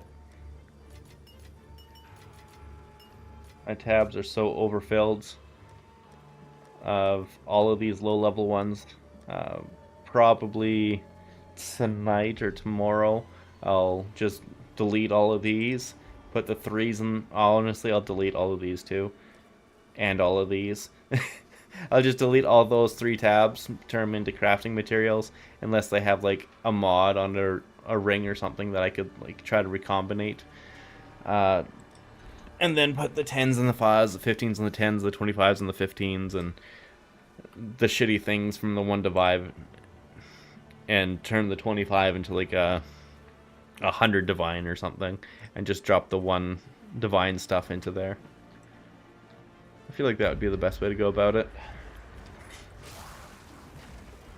Oh, I got hit at the early bit, which was unexpected. Okay, let's just build up our tailwind again. I don't know if these are like extra accurate mobs or something, but they hit me twice, which is highly unexpected and unusual. I don't have enough mana.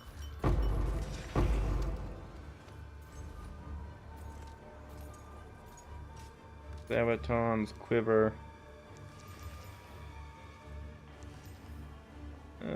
Not good. Honestly, I don't even know what I'm looking at for quivers. That one's 30% move speed. It might be worth something to somebody.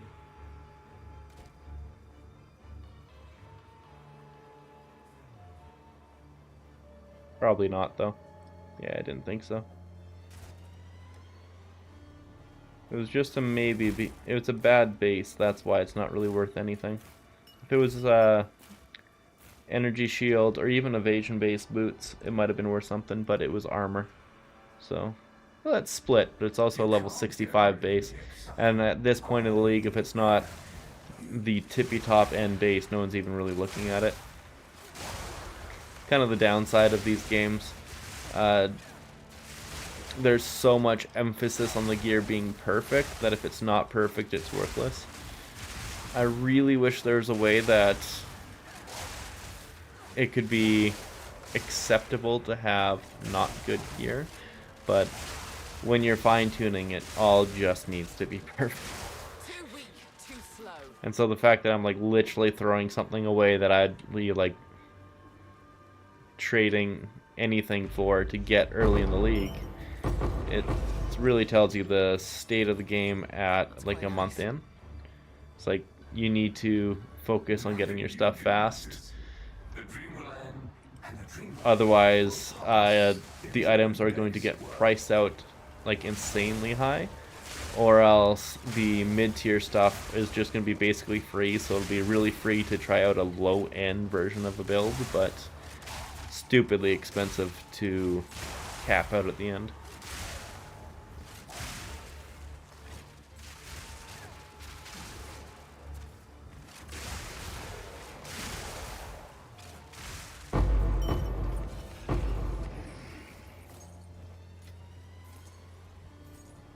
Super jealous of the girlfriend right now. She's in the Philippines and she's going to the ocean today. She's there with her friends. It was her daughter's birthday yesterday, so they held a big party. There was like mascots and like actors in the mascot suits, obviously. What else did they have? They had some really special stuff. I remember there was like Bluey there. A cool, like, decorated cake, like, things I definitely never had growing up as a kid. So I'm very jealous of her 5-year-old daughter right now, and her daughter does not know how to smile for a camera, and so you'd expect, like, all of her favorite things at a party that she'd be grinning from ear to ear. But instead, she just got this completely deadpan face just staring out into the abyss, and it's hilarious. And she looks like she doesn't want to be there in the pictures, but it's like all of her favorite things in the world, so it doesn't make sense.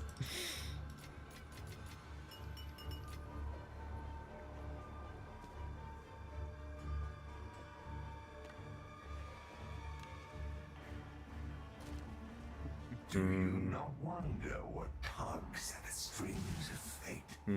What stands as fine the abyss and beckons you to fall?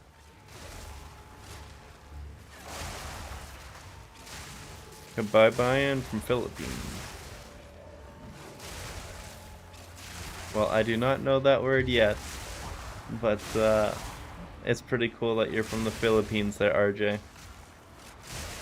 I have surprisingly high amounts of people in my life from the Philippines, and because I'm literally I'm on the opposite side of the planet from the Philippines, it doesn't make logical sense how like half of my social circle is Filipino people.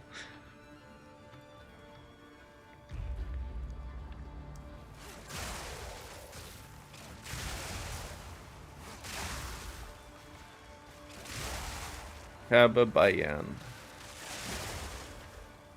Trying to commit that one to memory. I'm always on the lookout for more Filipino terms because I need to...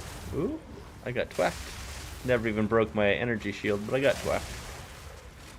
But when I finally meet the girlfriend's parents and family, I want to be able to say words, and then they feel like I'm taking them seriously, I guess. I'm not too sure how to put it into words. I don't want it to feel like I'm just dating their daughter because she's pretty. I'm putting in the effort, and the easiest way to do that is to give respect to her culture. So, Kababayan. Still no idea what that means, so I'm probably saying like dishonor on your family, but I will find out later. If you keep it secret from me, my girlfriend will let me know what it means.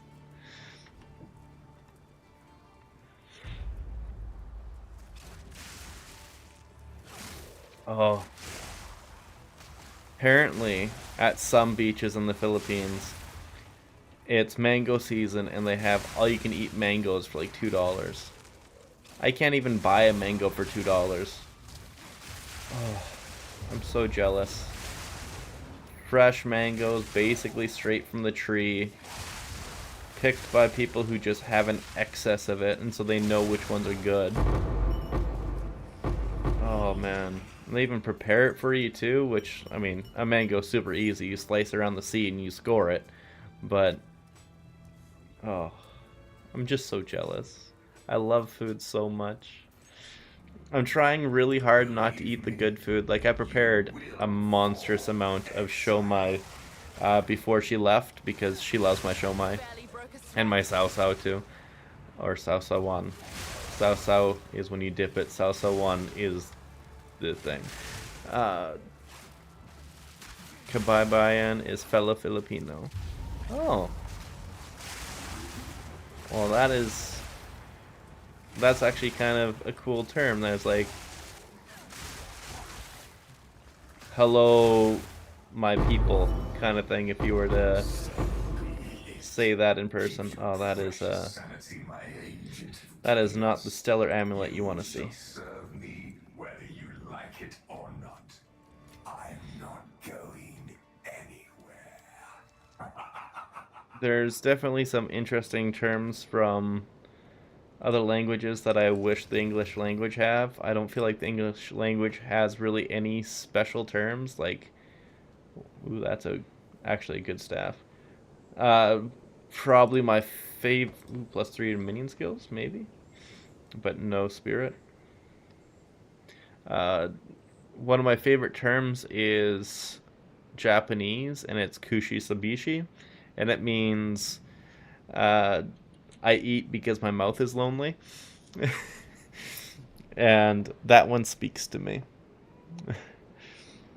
Shomai with toyo, it's such good shomai. I obviously was Filipino taught, and mine is about at least a third vegetables with carrot, onion, mushroom, and then sesame oil with some magic syrup, garlic, a bunch of little bits of seasoning in there, all tossed in, like obviously salt, not salt, but obviously a bunch of pepper, a bunch of green onion or chives from my garden, and it just meshes into this beautiful melange of delicious. And then my toyo, I don't have lemongrass in there, but it is chili, sesame oil, calamansi soy sauce, lemon juice, regular soy sauce, and a little bit of garlic powder to kind of give it a little bit of a thicker bit to help grab onto the shomai as you dunk it. And then some crushed garlics in there as well. And it meshes so well together, I can eat like 20 of them in a sitting. It's actually dangerous. And so yeah, I rolled 230. It's either 230 or 235 of them I rolled the other day. And we ate 30 of them in one sitting. And now I still have 100. Well, we ate a little bit more the next day. I got 190 in my freezer because I got 4 packs of 20, or 3 packs of 90 and 3 packs of 30 and 4 packs of 25. So a lot of shomai to go. I also made marinated steaks that have so much flavor, and I got them frozen in the freezer now after marinating for 5 days. I have multiple packs of marinated chicken inasal, and yes, proper inasal with the lemongrass and everything. It's ridiculously good. I've got it down to a science. Oh man. Yes, I'm hungry and I'm thinking about food. Got some siopao in the freezer as well. Just there's a Filipino restaurant in a couple towns over, and that is where we get all the good goods. I did not try balut, and balut is the one thing I don't want to try. I know, it's like a rite of passage, and a lot of Filipinos like it, but... And it's not even the fact that it's a baby chick, it's the feathers that I can't do. It's the feathers. If... The feathers, the beak... Kitty, no, buddy, no. Like, if there wasn't the beak, the feathers, and the claws, then I'd be all for it. Because I can't do the crunch. It's just impossible for me. It's my OCD, I can't get past it. I've tried other things with similar consistencies, and I just can't do it. Like, I don't have any qualms with what I'm eating, it's just... or what it looks like or anything like that. Like, that's all fine and dandy. I can deal with the weird. But...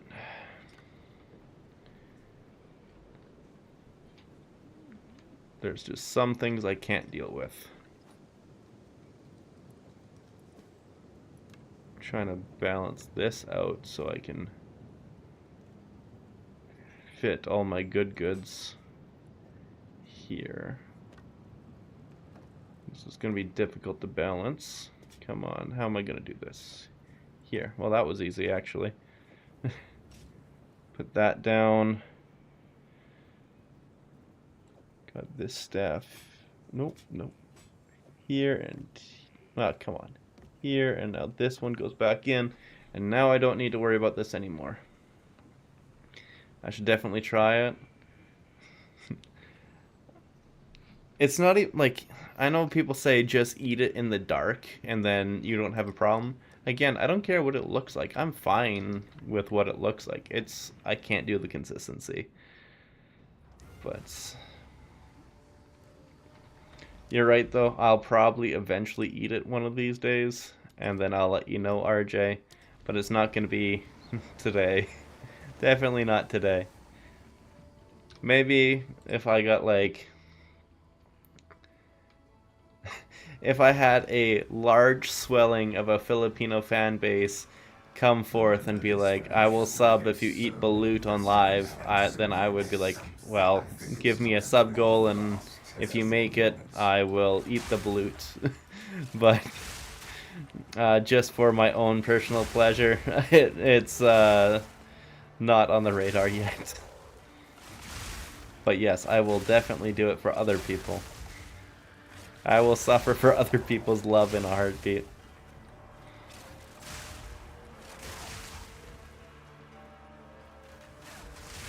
Too weak, too slow. You know, just seeing that right here, I can already tell how strong, like what the witches do with blasphemy, with temp chains, and whatever the support is, like gives 15% more slow magnitude. Can't remember the name of it.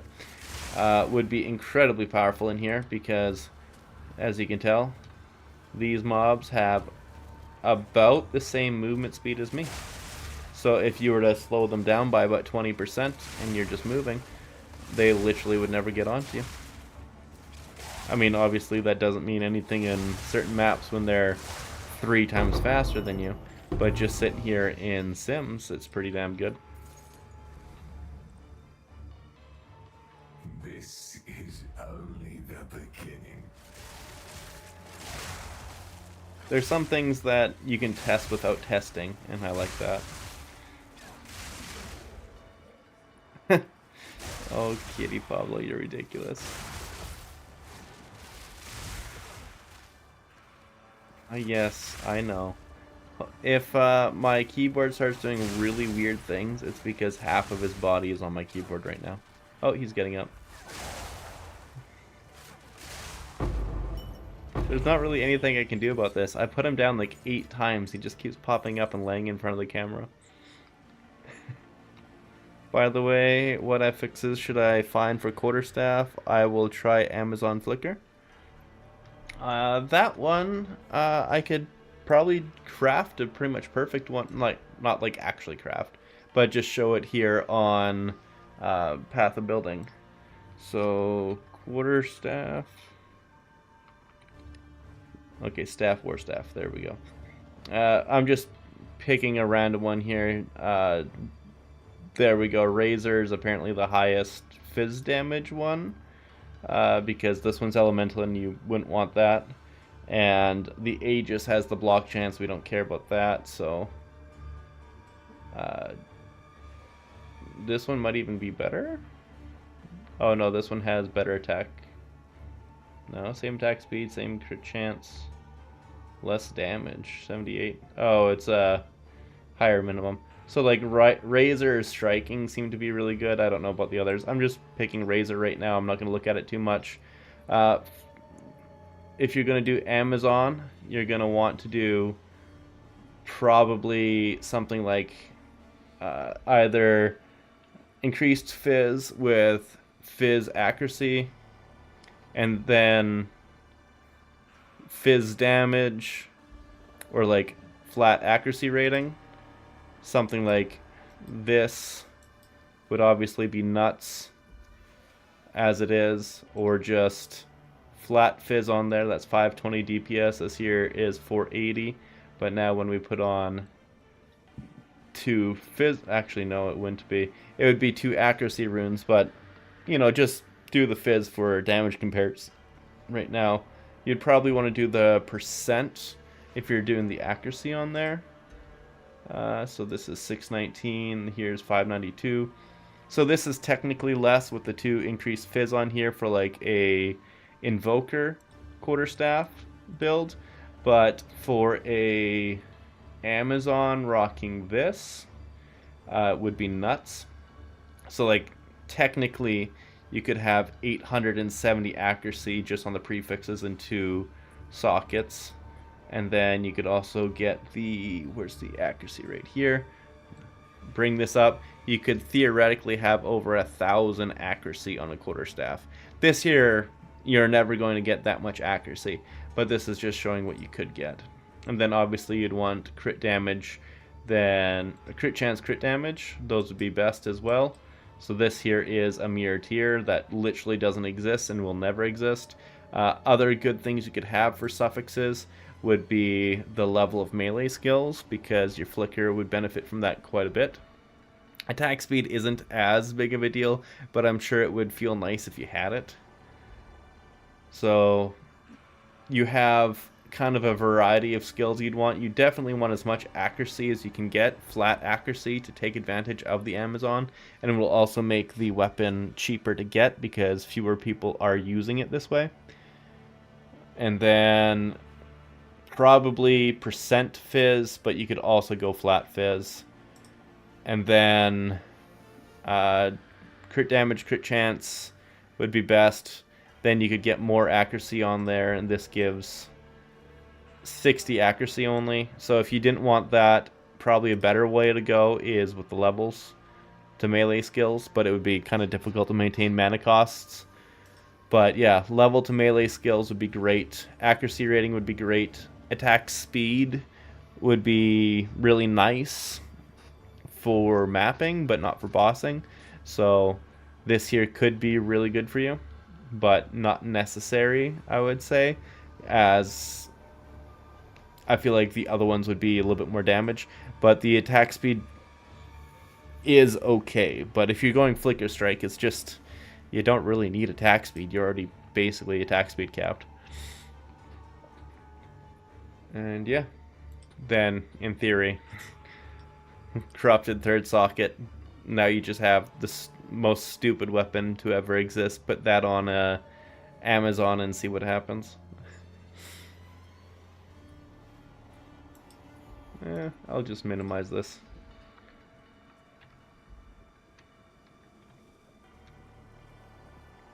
You're very welcome, RJ. So yeah, obviously you don't expect to find 1,000 accuracy.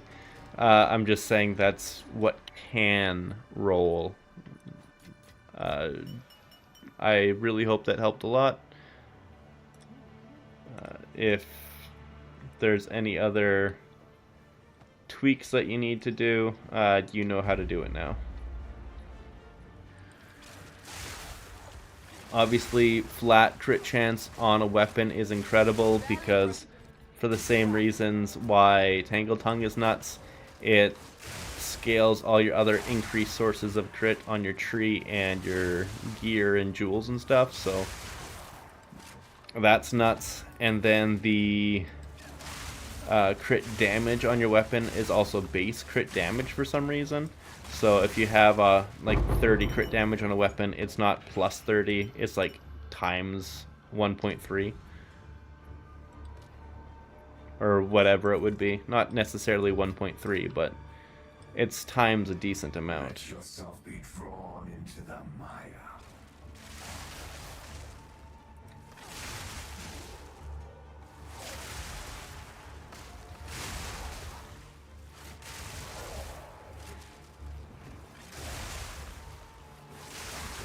And the other really good thing about accuracy stacking on the quarterstaff with the Amazon is then you can still use the extreme attack speed from Tempest Flurry, just like how a spear Amazon with huge accuracy stacking can use Whirling Strike. So if you wanted that bit of movement speed mobility, you can still do it.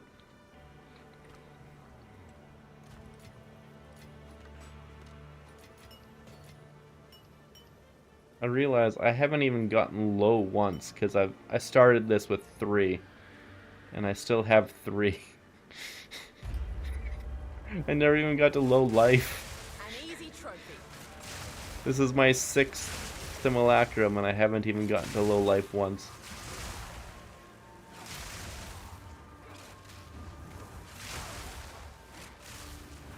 Six simulacrums while highly distracted.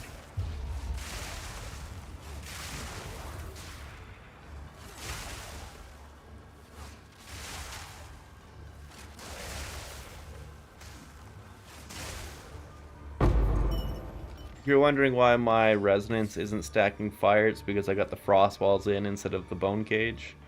And the bone cage is what does the fire damage. The frost walls does predominantly cold damage. The cold damage minimum is higher than the fire damage maximum.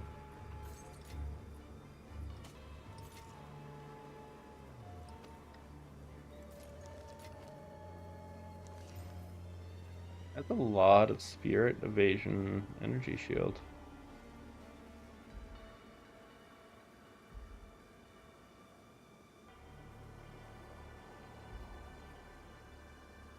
I can slam on any bit of resistances on there. I feel like that shirt might... Actually, it's a level 65 base. Because it's a level 65 base, I'm not even going to slam it. I'll put it on the 1 Divine tab, though.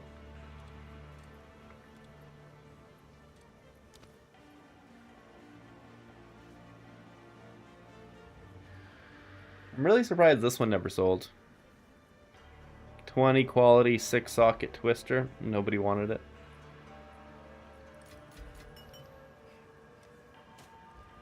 Are you trying to cleanse yourself of me?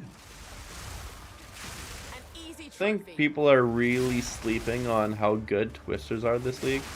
They're obviously not as good as Wind Serpent for bossing, but Whirling Slash is incredible mobility and it's great for mapping, and whenever you come to a mob that's kind of difficult to deal with, you drop twisters and you blow up the screen. Plus twisters are just absolutely incredible in simulacrums because you can basically... Proximal tangibility is so annoying, especially with that mana. Oh man, it was siphoning my life. It wasn't even doing damage to me, it was siphoning my life and mana, and it made the Omen proc the very first one because I was adamant to not use a life flask. Oh man. But I was sitting there like, why can't I attack? I hit the mana flask like 3 times, but it was siphoning my mana faster than I could get it from my mana flask.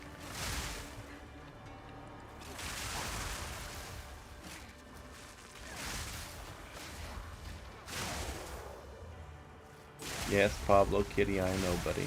I know.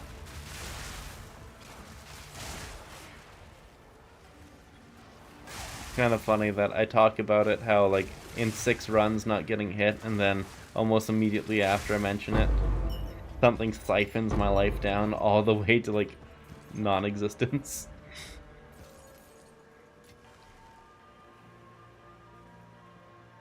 You can't get rid of me, exile. I am you.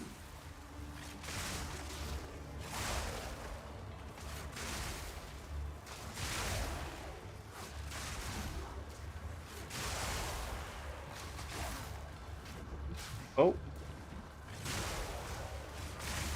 Well, that got me nice and low. I'm surprised the Omen didn't go off there. And I have him on. That's weird.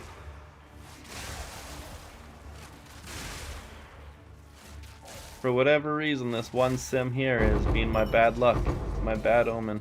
You know what? Let's check it out before I drop it. No. Salted orb. I mean, it is 12:30. Maybe that's the issue. Maybe I'm just too tired. The dream will end, and the dreamer will pass into the next world. Mentally exhausting day. Not even a difficult day, just a little bit mentally there. That or else it's just a skill issue.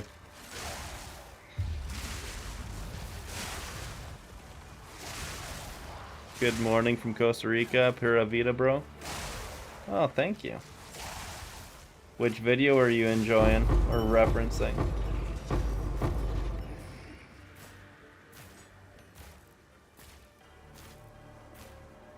Giovanni Campos. What a great name. Giovanni. I don't know if you know it, but that is the bad guy's name from the original Pokemons. And it will always be a badass name. For that reason alone, it's always going to be badass. 10-year-old me, loved that stuff. Kind of, Giovanni. It won't work as well as a Deadeye because Amazons don't have access to skills consume twice as many, so it will do literally half as much damage as Wind Serpent's Fury, and it doesn't get Avidity, which is extra frenzy charges, 30% chance to gain your maximum, which is such a monstrous quality of life. So an Amazon would only be able to get 5% chance to gain maximum, whereas a Deadeye gets 35 with them combined, which is a world of difference. It is so unbelievably nice.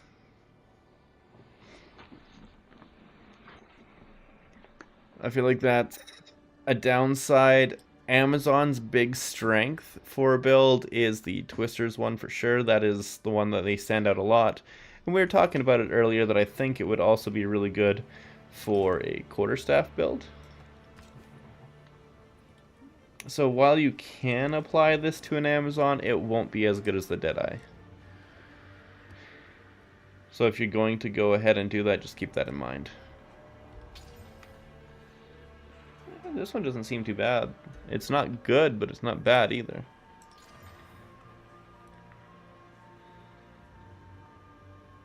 Drop the chance to shock. The accuracy rating with pen and... Oh, I don't care about the mana blast charges. Let's see. I just got a corrupt on it. Okay. I don't think it's worth a divine. I'm just putting it there because I'm going to be dropping this price later. You've seen some builds with controlled metamorphosis with a massive ring. Oh, apparently I'm low on space. After this video's done, because I'm obviously saving this as I record, I'm going to need to make some space. Interesting. Where would you put the controlled metamorphosis massive? I'm assuming right here, because if you're doing that, you're able to hit Deadly Force, Moment of Truth, and I think Wildstorm. That was the best place I could find for a massive one, but I didn't feel like it was worth the loss of max res, chaos res, and a jewel slot. Because obviously Wildstorm does basically nothing for me. I really wanted to hit like these nodes plus Harmonic Generator. But that one only fit well with like a mid-large, but then it didn't really get anything else. Even this one here with the extra attack and cast speed with the chance to shock is just meh. But it is an option. But yeah, it would save a few points. It's not like you get any crit chance here. You'd just be losing this 10% crit chance. You'd be losing some damage for sure. I don't see the value in it because then you're losing a jewel slot.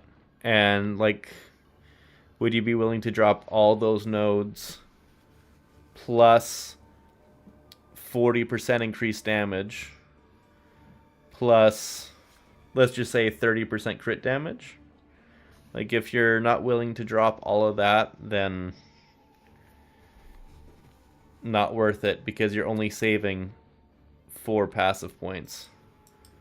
Obviously, I'm doing something similar with From Nothing, but that's saving 8 passive points, and you're losing 30%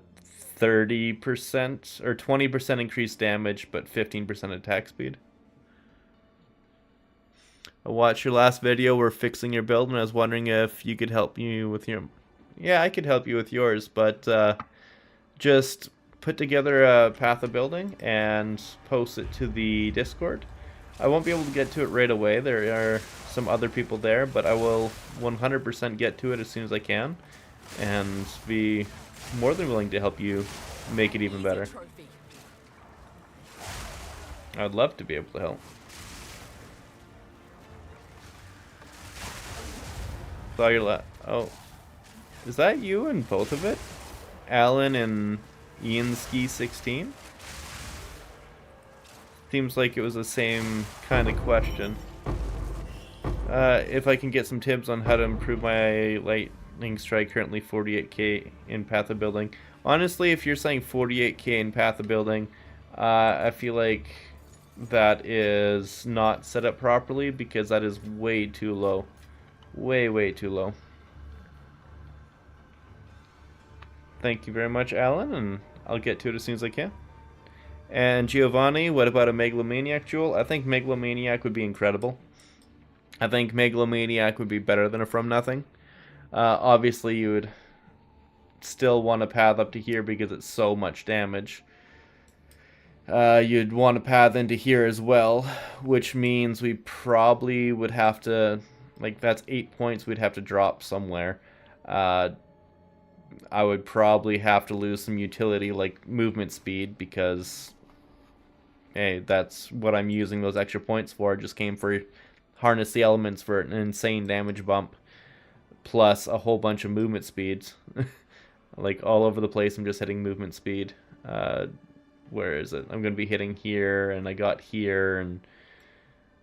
I fully plan to come here and take these when I get the points, but I just don't have the points yet.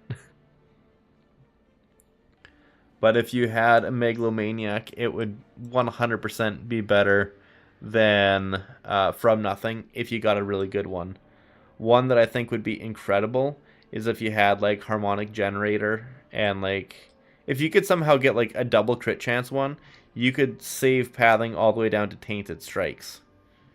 You can save all those points instead and be 1-for-1 worth it right there immediately. Or even still path down to Tainted Strikes, and if you got enough damage, you could like drop Maiming Strike, or if you were to... What's another one that we could drop? Like, any of these crit chance ones would be nice to not have to path to if you didn't need the crit chance. I'm not too sure what I would drop immediately, but there's a lot of things that you could drop just depending on what your build needed. Like, obviously, if you didn't have an energy shield helmet, you just went straight evasion, you could drop Subterfuge Mask, but then you'd lose the ES pool. You don't really need this blinding strike if you got a big attack damage increase, but this is also a lot of damage already. It's a lot of points to path down to harness the elements, but this is all the time 45% increased damage and sometimes 60% increased damage, plus another 24, so that's 84% increased damage for 4 points. I really like that one. Potentially dropping some evasion nodes if you didn't need it, but I'm focusing on it pretty hard because I find it's important. If you found a Megalomaniac with Throat Seeker to stop you from having to path here, that's 1, 2, 3, 4, 5 points you're saving immediately. That would be wonderful. Yeah, there's a lot of really good Megalomaniacs that could fix you needing to get other things, which would be wonderful. I definitely feel a little point starved with this existing iteration of the tree. I really hope they add like 5 to 10 points more on the passive tree. Even if they nerf some things, that's fine. I just feel like the tree needs a few more points to make traveling feel better. And the only reason why I say that is because they made the tree bigger than Path of Exile 1, but then didn't give you extra points to play with.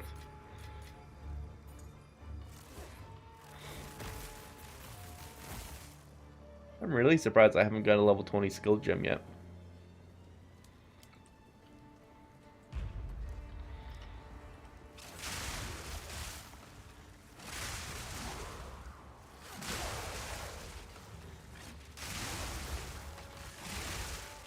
I'm actually pretty surprised with how many people here have been asking in chat for me to go through the builds.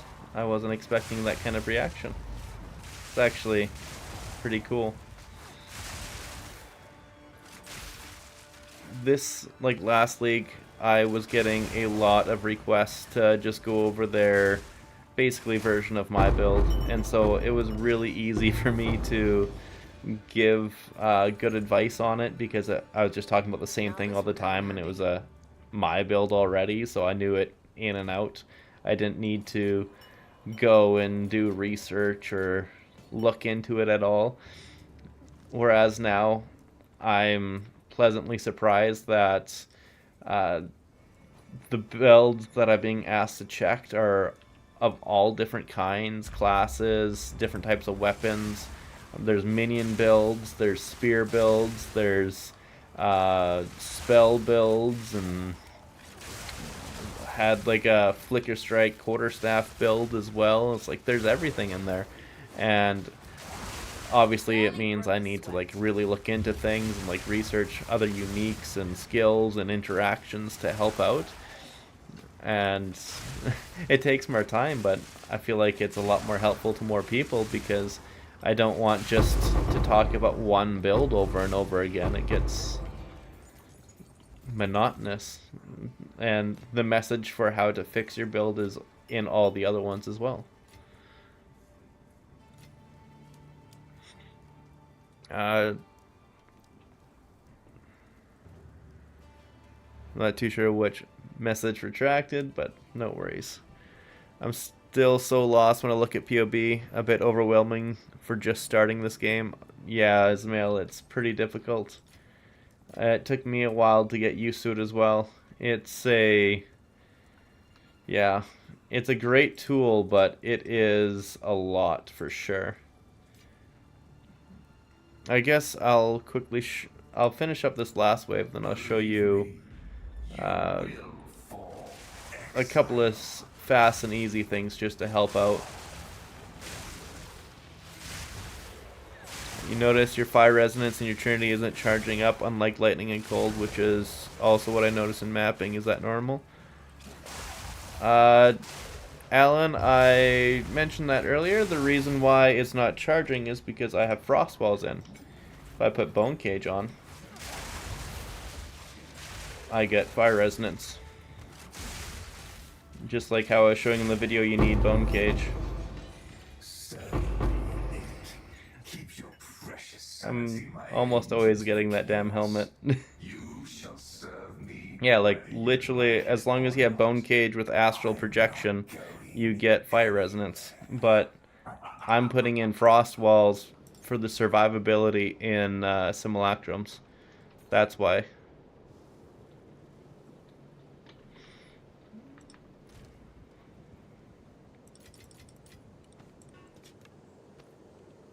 Ready. Tendency in there. I'll try to hit all of these. Honestly, I can like straight up delete all of these because they're not max level ones. These are all max level ones. That one's not. I guess I got some useless ones in there too. Oh well. Come like that. Yeah, simulacrums is a... Well, frost walls and simulacrums is a really good defensive layer. Like, I feel like I am giving the game about 1% attention, and I just did 6 of them without ever dying. I did pop Omen of Resurgence one time, though. Just right now, I was with a mana and life siphoning creature with proximal tangibility, and it wrecked my ability to do damage to it. And with my extremely low reaction time right now, I did not react to it well. But that's what this guy came in for. 285 spirit, which aura do you recommend for mapping? Oh, what do you mean, Giovanni? I use Herald of Thunder, Wind Dancer, Combat Frenzy, Cast on Critical, and Trinity for mapping. Trinity is honestly overkill for mapping, but it's fun and nice, and I like it. I don't enjoy Roa, but you could easily swap out Trinity for Roa. You could also swap out Cast on Critical for Roa, because you don't really use Sniper's Mark while mapping, just bossing, but then that's a pain in the ass for putting on and taking off. Herald of Thunder I didn't have on for a while because the damage was enough for mapping that I didn't need to worry about it, but it is incredibly nice to have to also give you Ice Bite. One thing you could do, instead of Cast on Critical, you can get Elemental Invocation, which I apparently have as level 17. There we go. It requires you to activate it before it will use the spells inside, but it generates power very quickly, or it generates, you know, the energy very quickly, just like Cast on Critical, but not as well as Cast on Critical. It's very close. It's better than Cast on Freeze, Cast on Shock, or Cast on Ignite by a lot. And yeah, I like it quite a bit. It also is a Lightning Cold Fire skill, so that means when you have it, it would allow you to use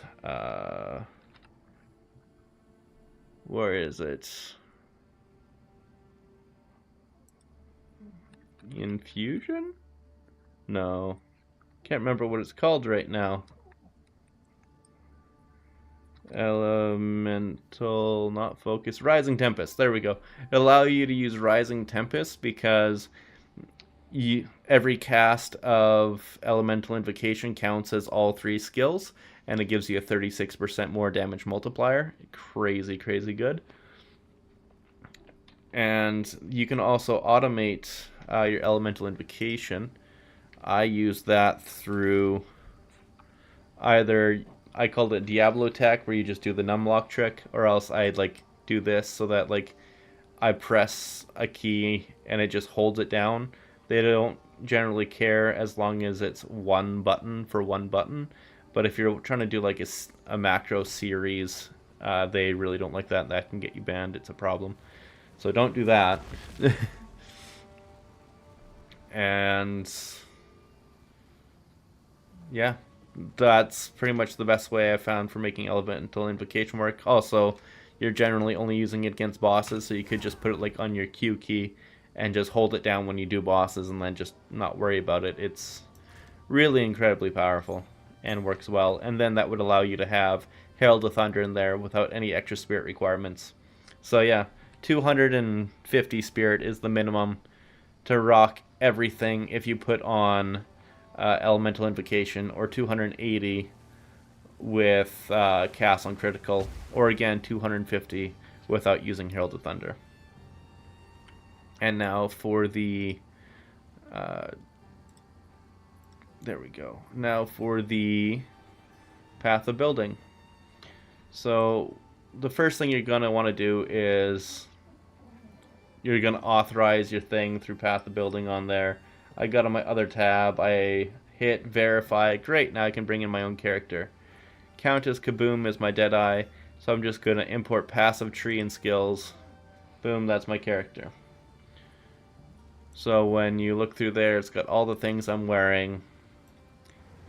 I know that the skills that I use are like Stormlance, lightning spear, and wind serpents.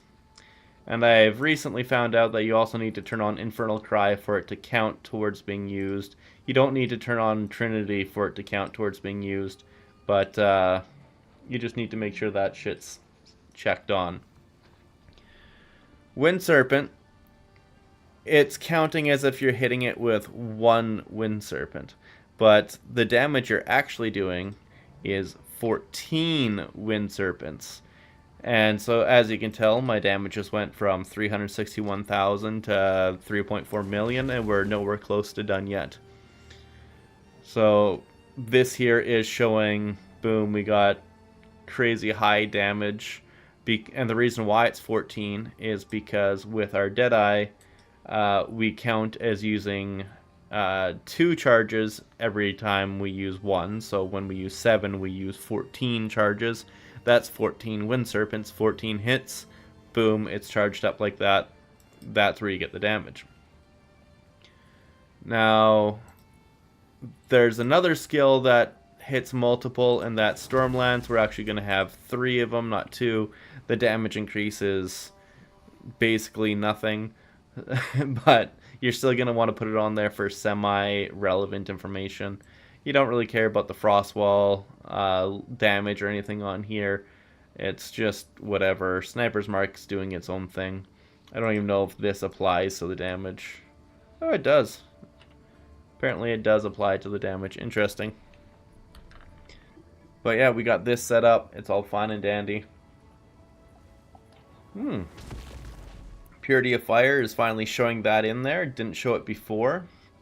I gotta check something here. No, it's still saying Forks critical in red.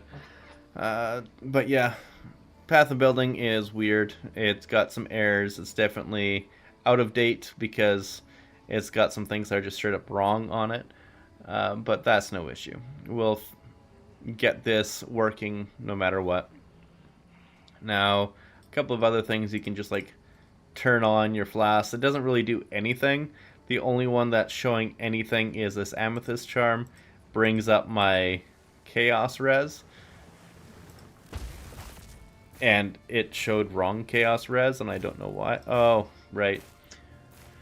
It showed wrong Chaos Res because I forgot to actually turn these on. I thought this would be on there, but this is highly minimal. The only thing on here that matters at all is this final one, the Act 3 Cruel. Which one did you choose? And I chose the extra Chaos Res. So now I'm at 62% Chaos Res. If you chose the all attributes, you'd say that. And if you chose the reduced slowing potency of debuffs on you, then I'm sorry, but you made a really bad mistake. Now, other things that matter, some things just straight up don't work, like is Innervation active, but it does work down here. But that's not actually the case. We are setting this up to be for when you're fighting the hardest bosses, because I don't care about what your mapping damage is. You're blowing up the map. It works. It's fine. What matters is the Guardian Pinnacle boss. So you have it set up here for the Guardian Pinnacle or the Uber Pinnacle, whatever. We just leave it to the Guardian Pinnacle. We're fine. Do we use Frenzy Charges? Yes. Perfect. It will assume maximum. Do we have any of these Mites or Arcane Surge? No, we're not fortified. Tailwind stacks, we have 10 Tailwind stacks, because even if we were to wait for like Arbiter, I would do this before the fight to get 10 Tailwind stacks, and then to give me more survivability. Just all the things that you would have naturally. We're going to have 22 Rage, because when you rar twice, you get 22 Rage right before doing Wind Serpent. So you need to make sure you have your Frenzy charges stacked and the boss is shocked before you hit Infernal Cry, because you're going to hit those and Wind Serpent and done. That is the rotation. You think that it would load that as well? I would have assumed it would. It should have. It does in Path of Building for Path of Exile 1, so I don't know why it doesn't. And now you have to put the other configurations on there, like have you hit with a projectile attack recently? Yes, because you throw Stormlance before you use Wind Serpent. So yes, 100%. So that's a big damage boost. Have I crit recently? Yes, I'm critting on every attack. Have I crit in the last 8 seconds? Yes, which is also included with crit recently. Have you dealt a non-crit recently? Now that one is kind of difficult when we're crit capped, and the reason for that is for Moment of Truth. And this is a big deal, which is why we use Frost Walls. It's also why people use Frost, or Orb of Thunder, or whatever it's called. But Frost Walls, we got a 30% crit chance.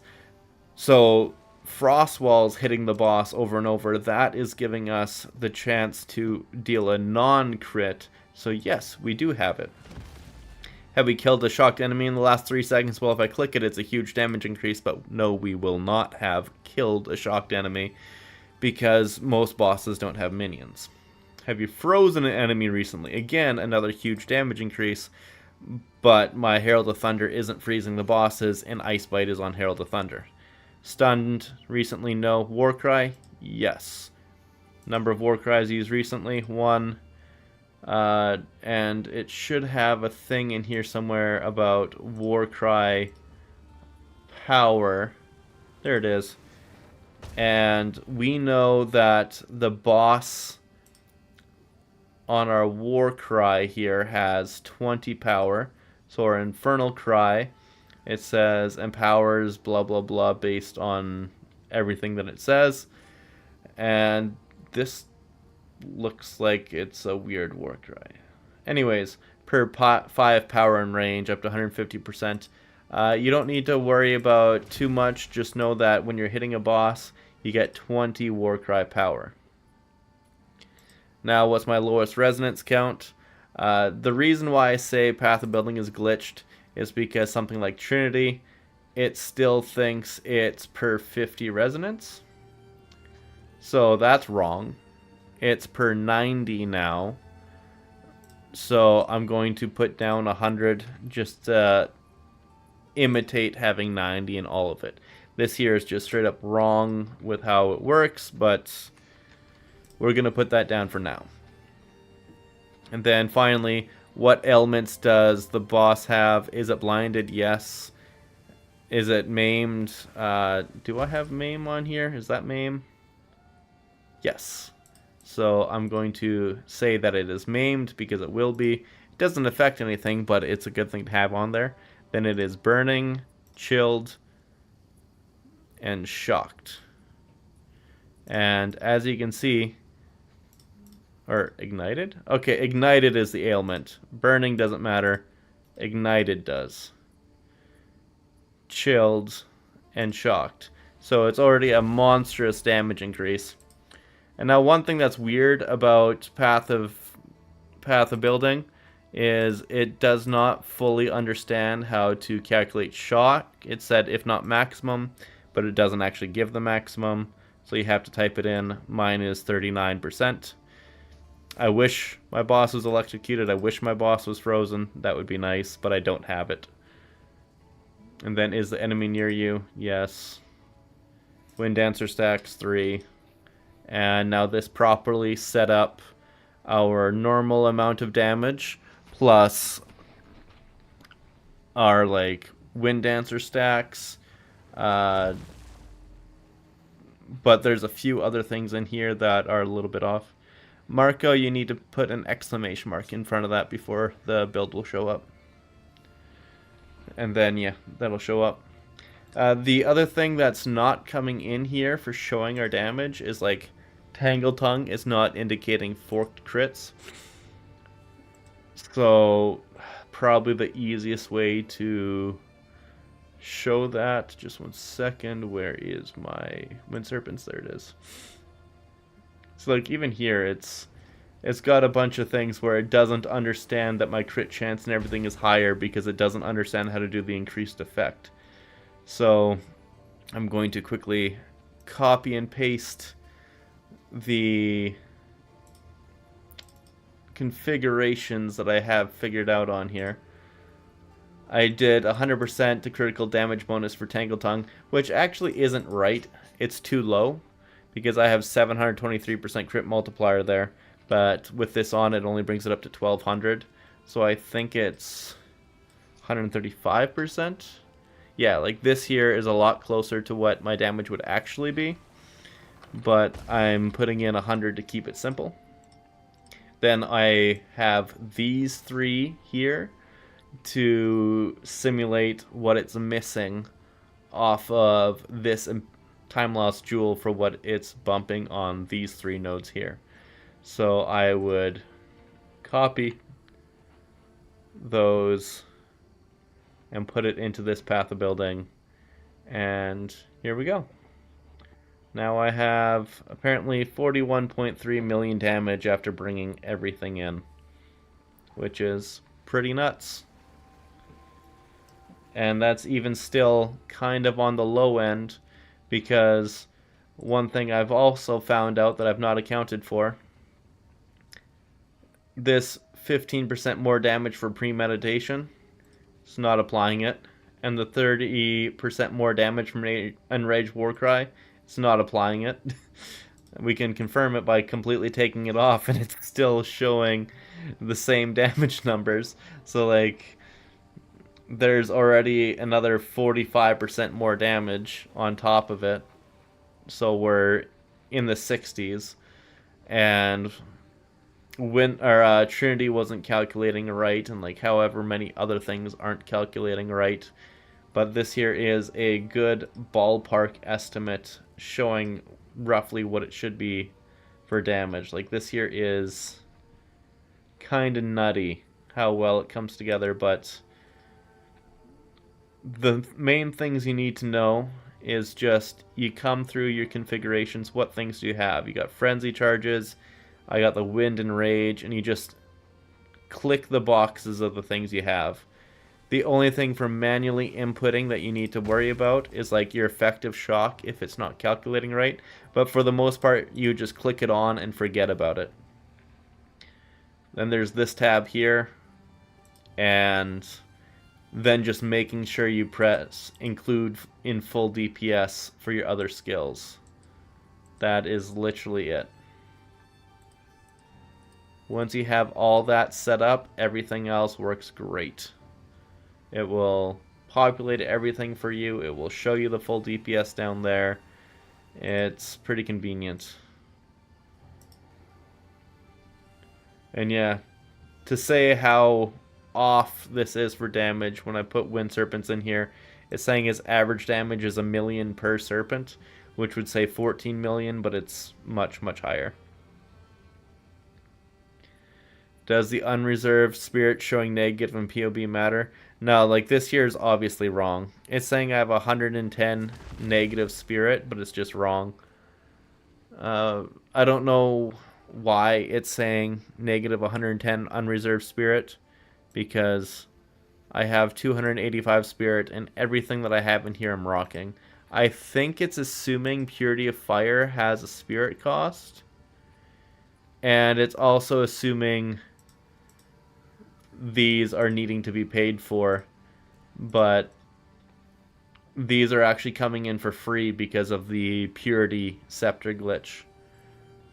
Regardless, it's still saying I'm using an extra 60 spirit on top of what I'm actually using, and I think that one's on Trinity if I remember right. Nope, not on Trinity. It's on oh wait, Roa. That's where it's saying I'm using the extra spirit. I didn't actually have Roa enabled. That makes a lot more sense now. But yeah, you could just turn those off. It's still saying that oh, never mind, unreserved spirit 5, so now that's right. But still, it's weird how it tries to argue with you when obviously this is working. Well, thank you very much, Indy. I'm glad you enjoy the work. Love your lightning strike build and watched your video. Could you explain what swaps I should do for controller? Oh, that's easy. For controller, you just don't need combat frenzy. And so if you don't have 285 spirit or 280 spirit because of a spirit corrupted helmet, you would just put Combat Frenzy in there and use Herald of Thunder. But if you do have the crazy high spirit, then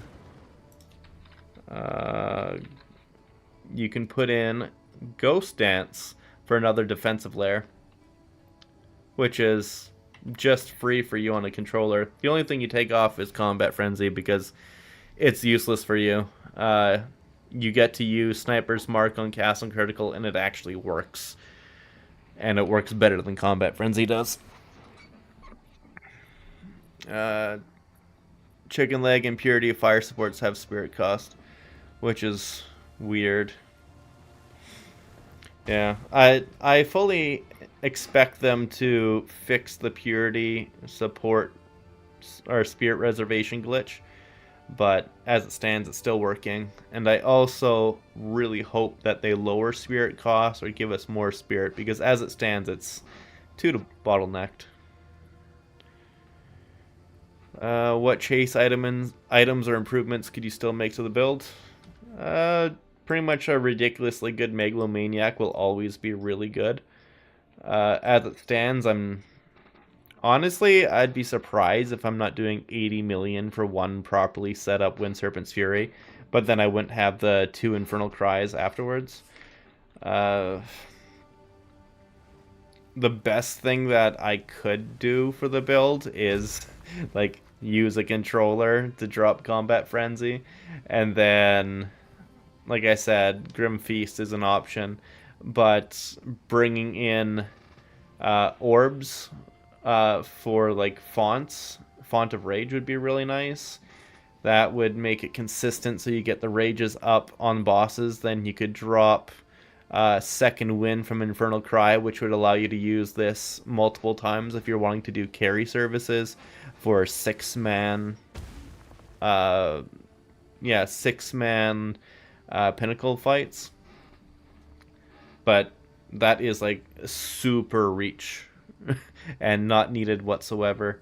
I'm not too sure what would need to go into it, but I would love to be able to get freezes on the boss, like any pinnacle boss, not necessarily with Herald of Thunder. I tried with Stormlance once, but it didn't feel good. Electrocutes would be good, but the reason why I was saying freezes is so then you could take advantage of Ice Bite. But if you had it with electrocutes, then I would love to put in this electrocution node, because that's a 20% more multiplier, and it would be nuts. You are using the controller skill setup, need better gear, a little squishy, and a little under 100% crit. Well, if you get 100% crit, it helps nice, but if it's just a little under, it's not needed. Like, it's just... It looks prettier when it shows 100% for sure. Pablo Kitty, you are nuts. Ugh. I love you, Pablo, but I'm just gonna set you back down now, okay, buddy? Please stay down this time. I doubt he will. We'll see what happens. But yeah, honestly, most of the chase items is like maybe like a god tier, not Tangle Tongue, but why do I need it when this does so much already? I really like this spear. This spear and this chest piece are really the uniques of the league, in my mind. How can you tell if your crit cap? The 4 different crit chance numbers have me confused. Digital Samurai, sounds like you are on a Amazon instead of a Deadeye, because when you have main head crit chance, it will just say if you have 100%. If you don't have 100%, it's because it's calculating how the forks work. So the crit chance calculates twice. If either of the rolls calculated are crits, then you crit. So if you have like a 50% crit chance, it rolls it twice, which means you essentially have a 75% crit chance to crit one time. However, if it rolls twice and both of them roll a crit, then then it doubles the crit chance. You get crit multiplier squared. It's unbelievably strong, which is why we scale it with all the flat damage on the rings and gloves.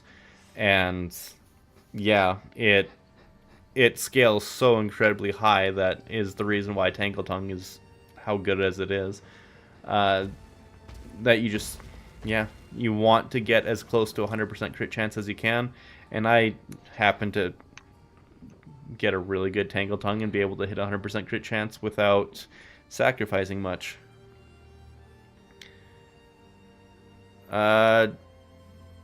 Just one second. Digital Samurai, since you're on Amazon, it will tell you the other crit chance that's adding to it. That one is kind of a variable crit chance because certain mobs are evasive, and you'll have lower crit chance against evasive mobs, higher crit chance against non-evasive mobs. So there is a lot of variance there, but you essentially just get a bunch of extra crit chance because of your class. It's kind of hard to understand and explain, but it will help you with Tangle Tongue crits. But just remember, you'll have less effect of frenzy charges, so you'll never be able to do as much damage as a Deadeye with using something like Wind Serpent's Fury. And now, is the lightning damage enchant better than 2 sockets for spear? It depends, Alan. So 2 sockets for spear will always be the best for specifically the Amazon, because then you can get 2 flat accuracy runes in there. The highest damage one is either a lightning damage enchant like this, because the runes are only 1 to 30, but the corrupt can be 2 to 43, I think is the highest. And I got a 2 to 41, obviously, with a really good spear. And then, depending on your gear, because I have so many sources of flat damage, like here's 3 sources of flat damage, there's another source of flat, there's another 2 sources of flat damage, here's 3 more sources of flat damage, and my belt is boosting both of these. I would get more damage out of this if I had the corrupted crit damage and then crit damage rune on it on top. However, the flat lightning damage on here does something else for me, which boosts my damage more than that corrupted crit damage could ever do. And it is balancing my damage on my lightning spear so that it allows me to stack up fire and lightning with 1 throw of Stormlance against bosses, which I showed against on my build video there. It is incredibly good, so that way I just throw a Stormlance, get lightning and fire, and then the frost walls explode and give me cold, and that's more damage than a little bit more crit damage.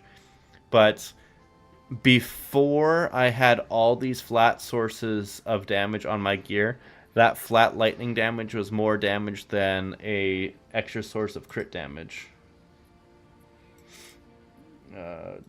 There we go. I had a pop-up over there.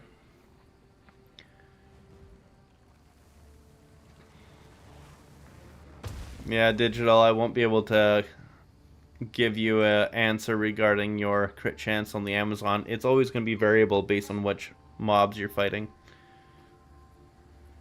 The Amazon is pretty great, it's just the Deadeye is better. And if it worked better for me because Huri's Ire, I really fell in love with it. And then Tailwind, just, it's so good. With 10 stacks of Tailwind here, it's an extra 150% increased evasion. Like, holy crap, 150% increased evasion with the Huri's Ire chest? Oh my god, yes. And then you get a big energy shield helmet and you stick it with subterfuge mask to give you even more evasion. And then I have split evasion, energy shield, boots and gloves to give me an energy shield pool and then more evasion. And yeah, it's nuts. What supports on Castle and Critical? Just Ingenuity, Spell Cascade, and Astral. The same that I showed in the video. I don't need to show off Sniper's Mark and Ingenuity, because that's a no-brainer. Those will always be on there.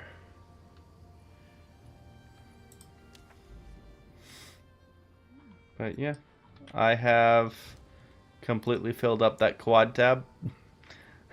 A lot more random stuff than I was expecting to see. And I even filled up this half of the boss tab, which was just random stuff as well. So that went well.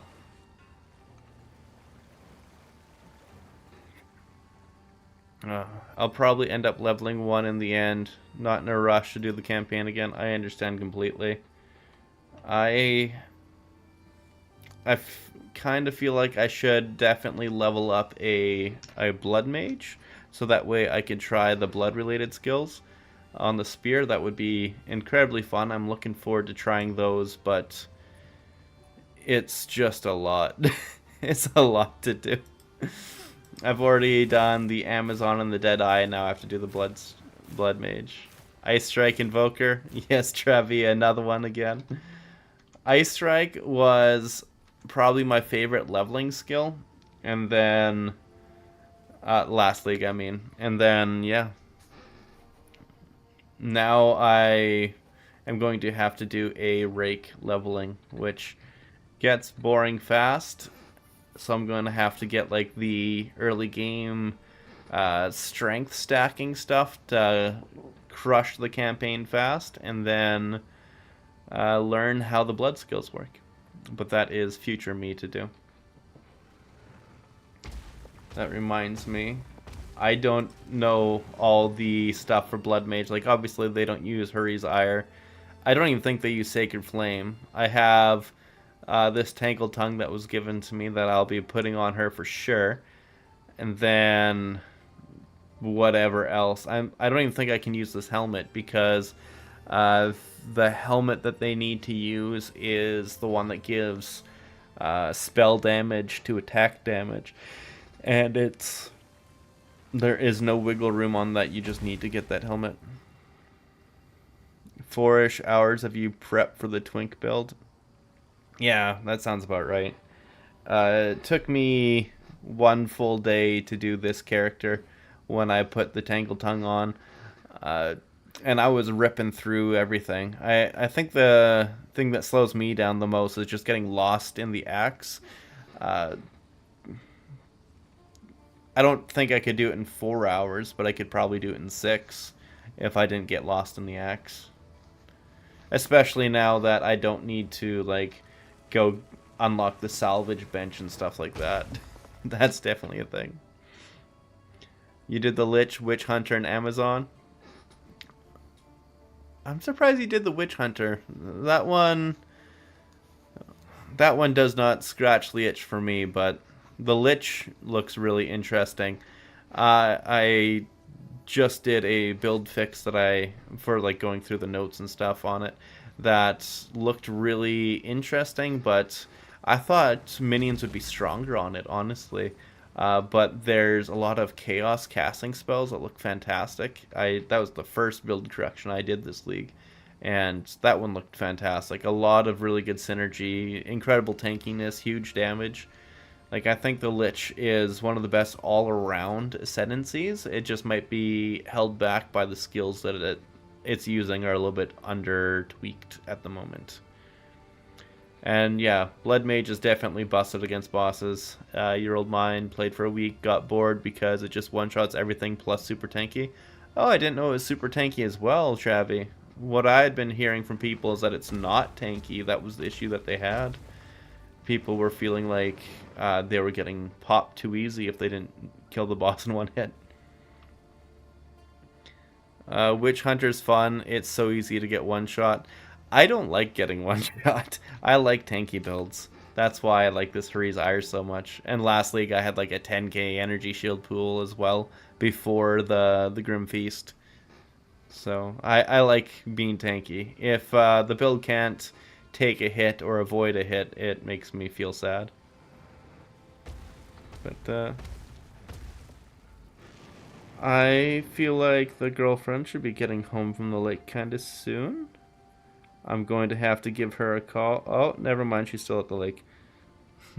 Never mind. She sent me pictures of her daughter at the lake, so I thought that was her telling me that she is home now. But yeah, those are pretty much everything I have on the plate of what I need to do. Hello. I'll be tackling them slowly. I am going to end the stream pretty soon, though, because I still need to record a video regarding the last build direction I did so I can upload it and get it ready, and then go through another person's build and give them notes. It's already 1:15, so if I don't do this now, I'm going to be up to like 4 in the morning and be miserable. But I appreciate the hell out of... Oh, I got another comment here. My chest was 1k energy shield and I was able to get 7k health because of the life remnant. 7k health, holy crap, Travi. I didn't realize you could scale health that high. Blood Mage must have some really great health scaling stuff. Let's check that right now. Oh, cancel. Tree. Because I've literally not even looked into Blood Mage stuff. There's a bunch of life rolls on here. Obviously, you have to come down here. I assume you get Gore Spike, critical damage per 40 life. We don't care about the base crit chance stuff. We went, but like critical damage per 40 life. Does that work with? Does that work with abilities, or is that just spells? And then bleeding obviously is aggravated on targets that are cursed. That is required. That is why you get blasphemy. 10% spell damage leeches life, no. Critical hits ignore armor, no. Curses infinite duration, no. 25% of life lost from hits is prevented, then that much is lost over 4 seconds instead. That would be really good. So 1, 2, 3, 4 probably. Oh, gain additional maximum life equal to 100% of the energy shield on equipped body armor. Oh, I didn't see that. That is huge. So yeah, like you're saying, you had 1,000 energy shield chests, so that right there is 1,000 life. And then you come down here, that's 1, 2, 3, and then you get here the crit damage for bonus life. Actually, you need the bleeding aggravated. I'm not too sure. That is pretty beautiful. I didn't know that it did that. That is really nice. I guess that's the only way to get high max life. I then use Wrath Pit to sync with HP. Yeah. And then Crimson Power. When I drop HP for more damage, now I have 1,600 base damage and just 10 Chaos Res. Sometimes I die, so I think you need at least 1,800 HP to be tanky. That's fair. That is bust. I mean, 1,800 HP isn't really too difficult to get. I think that's my only life roll in all my gear, because I don't have it on my rings or my chest or my gloves or my belts. Oh, I got it on my boots. So I got 100 max life here and 172 there. So I am very low on life. If Blood Mage focusing on health could probably easily get about 3k with, like you said, a big chest piece and life rolls basically everywhere. That makes sense. Now, Wrath Pit. I gotta read how that one works specifically. Wrath Pit, Globe, Sacred Focus. Non-channeling skills cost 6% of your maximum life. And 5% crit chance per 100 max life. And deal 10% increased damage. Oh, wow. Yeah, that makes sense. And it gives you a huge max life as well. Yeah, Wrath Pit seems ridiculously good. Way better than that Spirit to spell damage. Like, way better than that Spirit to spell damage. Non-channeling spells, though. Oh, that's right. That's right. I remember now. Wrath Pit isn't supposed to work with attacks as per how it's written here, but it does, and I don't know why. It's unintended interaction based on how it's written, but just like how Sacred Flame lets us get free spirit supports in there, take advantage, hell yes. Honestly, I'm glad you brought that to my attention, because I would have read that and been like, it doesn't work with attacks, and like completely disregarded it. I forgot about that entirely.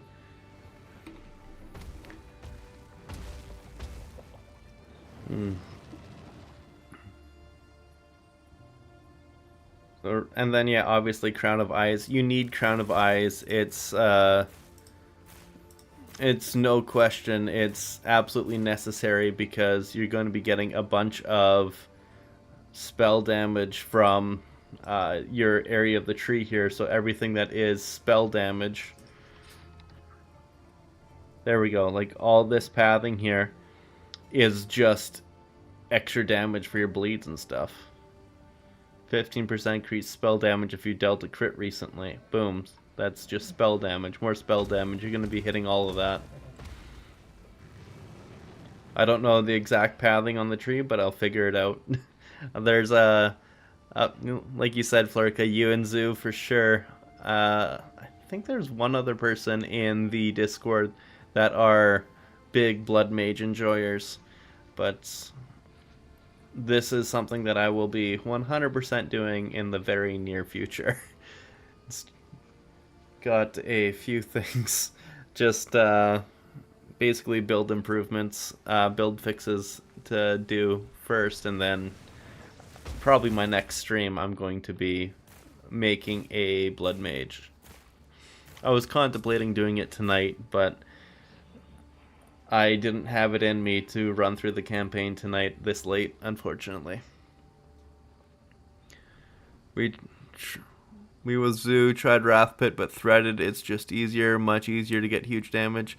Oh, 100% it's easier to get huge damage, because you put Threaded Light, Threaded Hope, whatever it's called, that Sacred on there, or that Focus on there, and you just get the damage from your Spirit. Wrath Pit, it's the damage that you scale with your defensives if you were to scale your defensives. But yeah, like you said, it's a lot more difficult to get it online.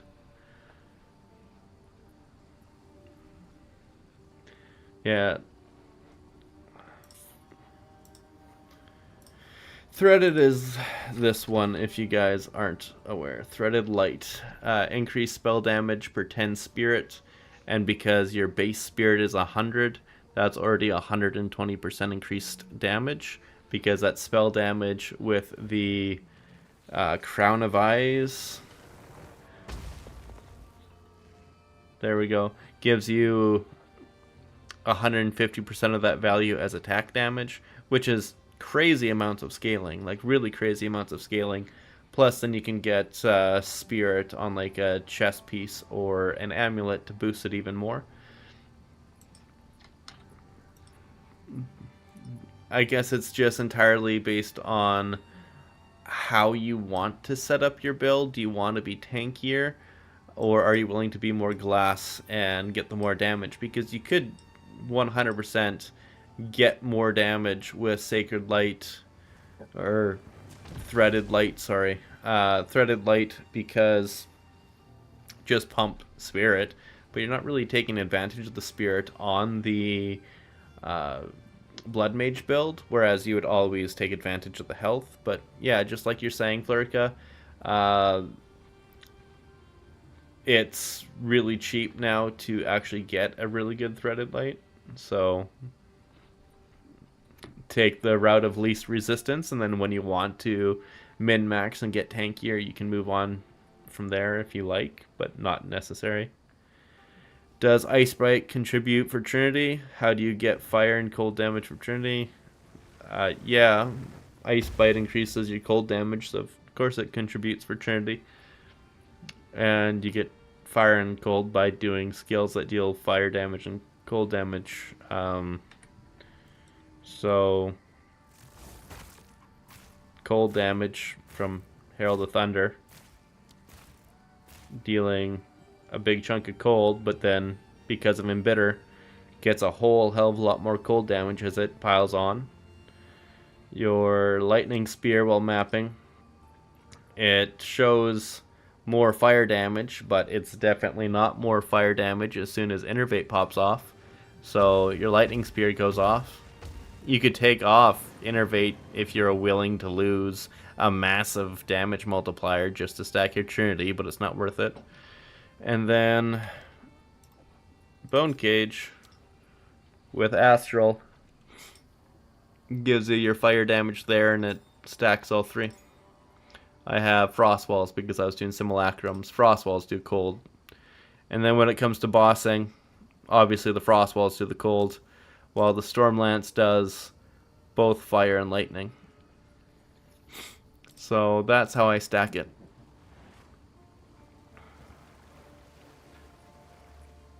Yeah, I think that's all. I've been streaming for a little over 3 hours. It's a pretty good sesh. We did 6 simulacrums, and now I got a whole bunch of stuff to sift through later, but we'll see if any of that's worthwhile. Honestly, a lot of it looked like trash. Most of it looked like trash. There's a few fun drops here, like this Lycosade shield, which used to be really good at the start of the league. People thought it was going to be best in slot, but it's not best in slot. People thought it would be just because of how the Amazon worked, and then right around the time that people found out that the skills that the Amazon wanted to use were just better utilized on most other things, other than even Twisters and Whirling Slash could be better on a Deadeye, but Amazon takes advantage of the accuracy stacking for huge attack speed with Falcon Dive, which is something other classes can't do as well. So they get the edge there, but for Lightning Spear, Wind Serpent's Fury, and Blood skills, it was all the other classes, so that shield really fell off the radar. But yeah, I gotta stop distracting myself here. Thank you again, everybody, for coming by. I really appreciate the hell out of all you. But it is 1:30 now, and I've got to start getting ready for bed, that's for sure. You have a good night, my dudes. I appreciate the hell out of you.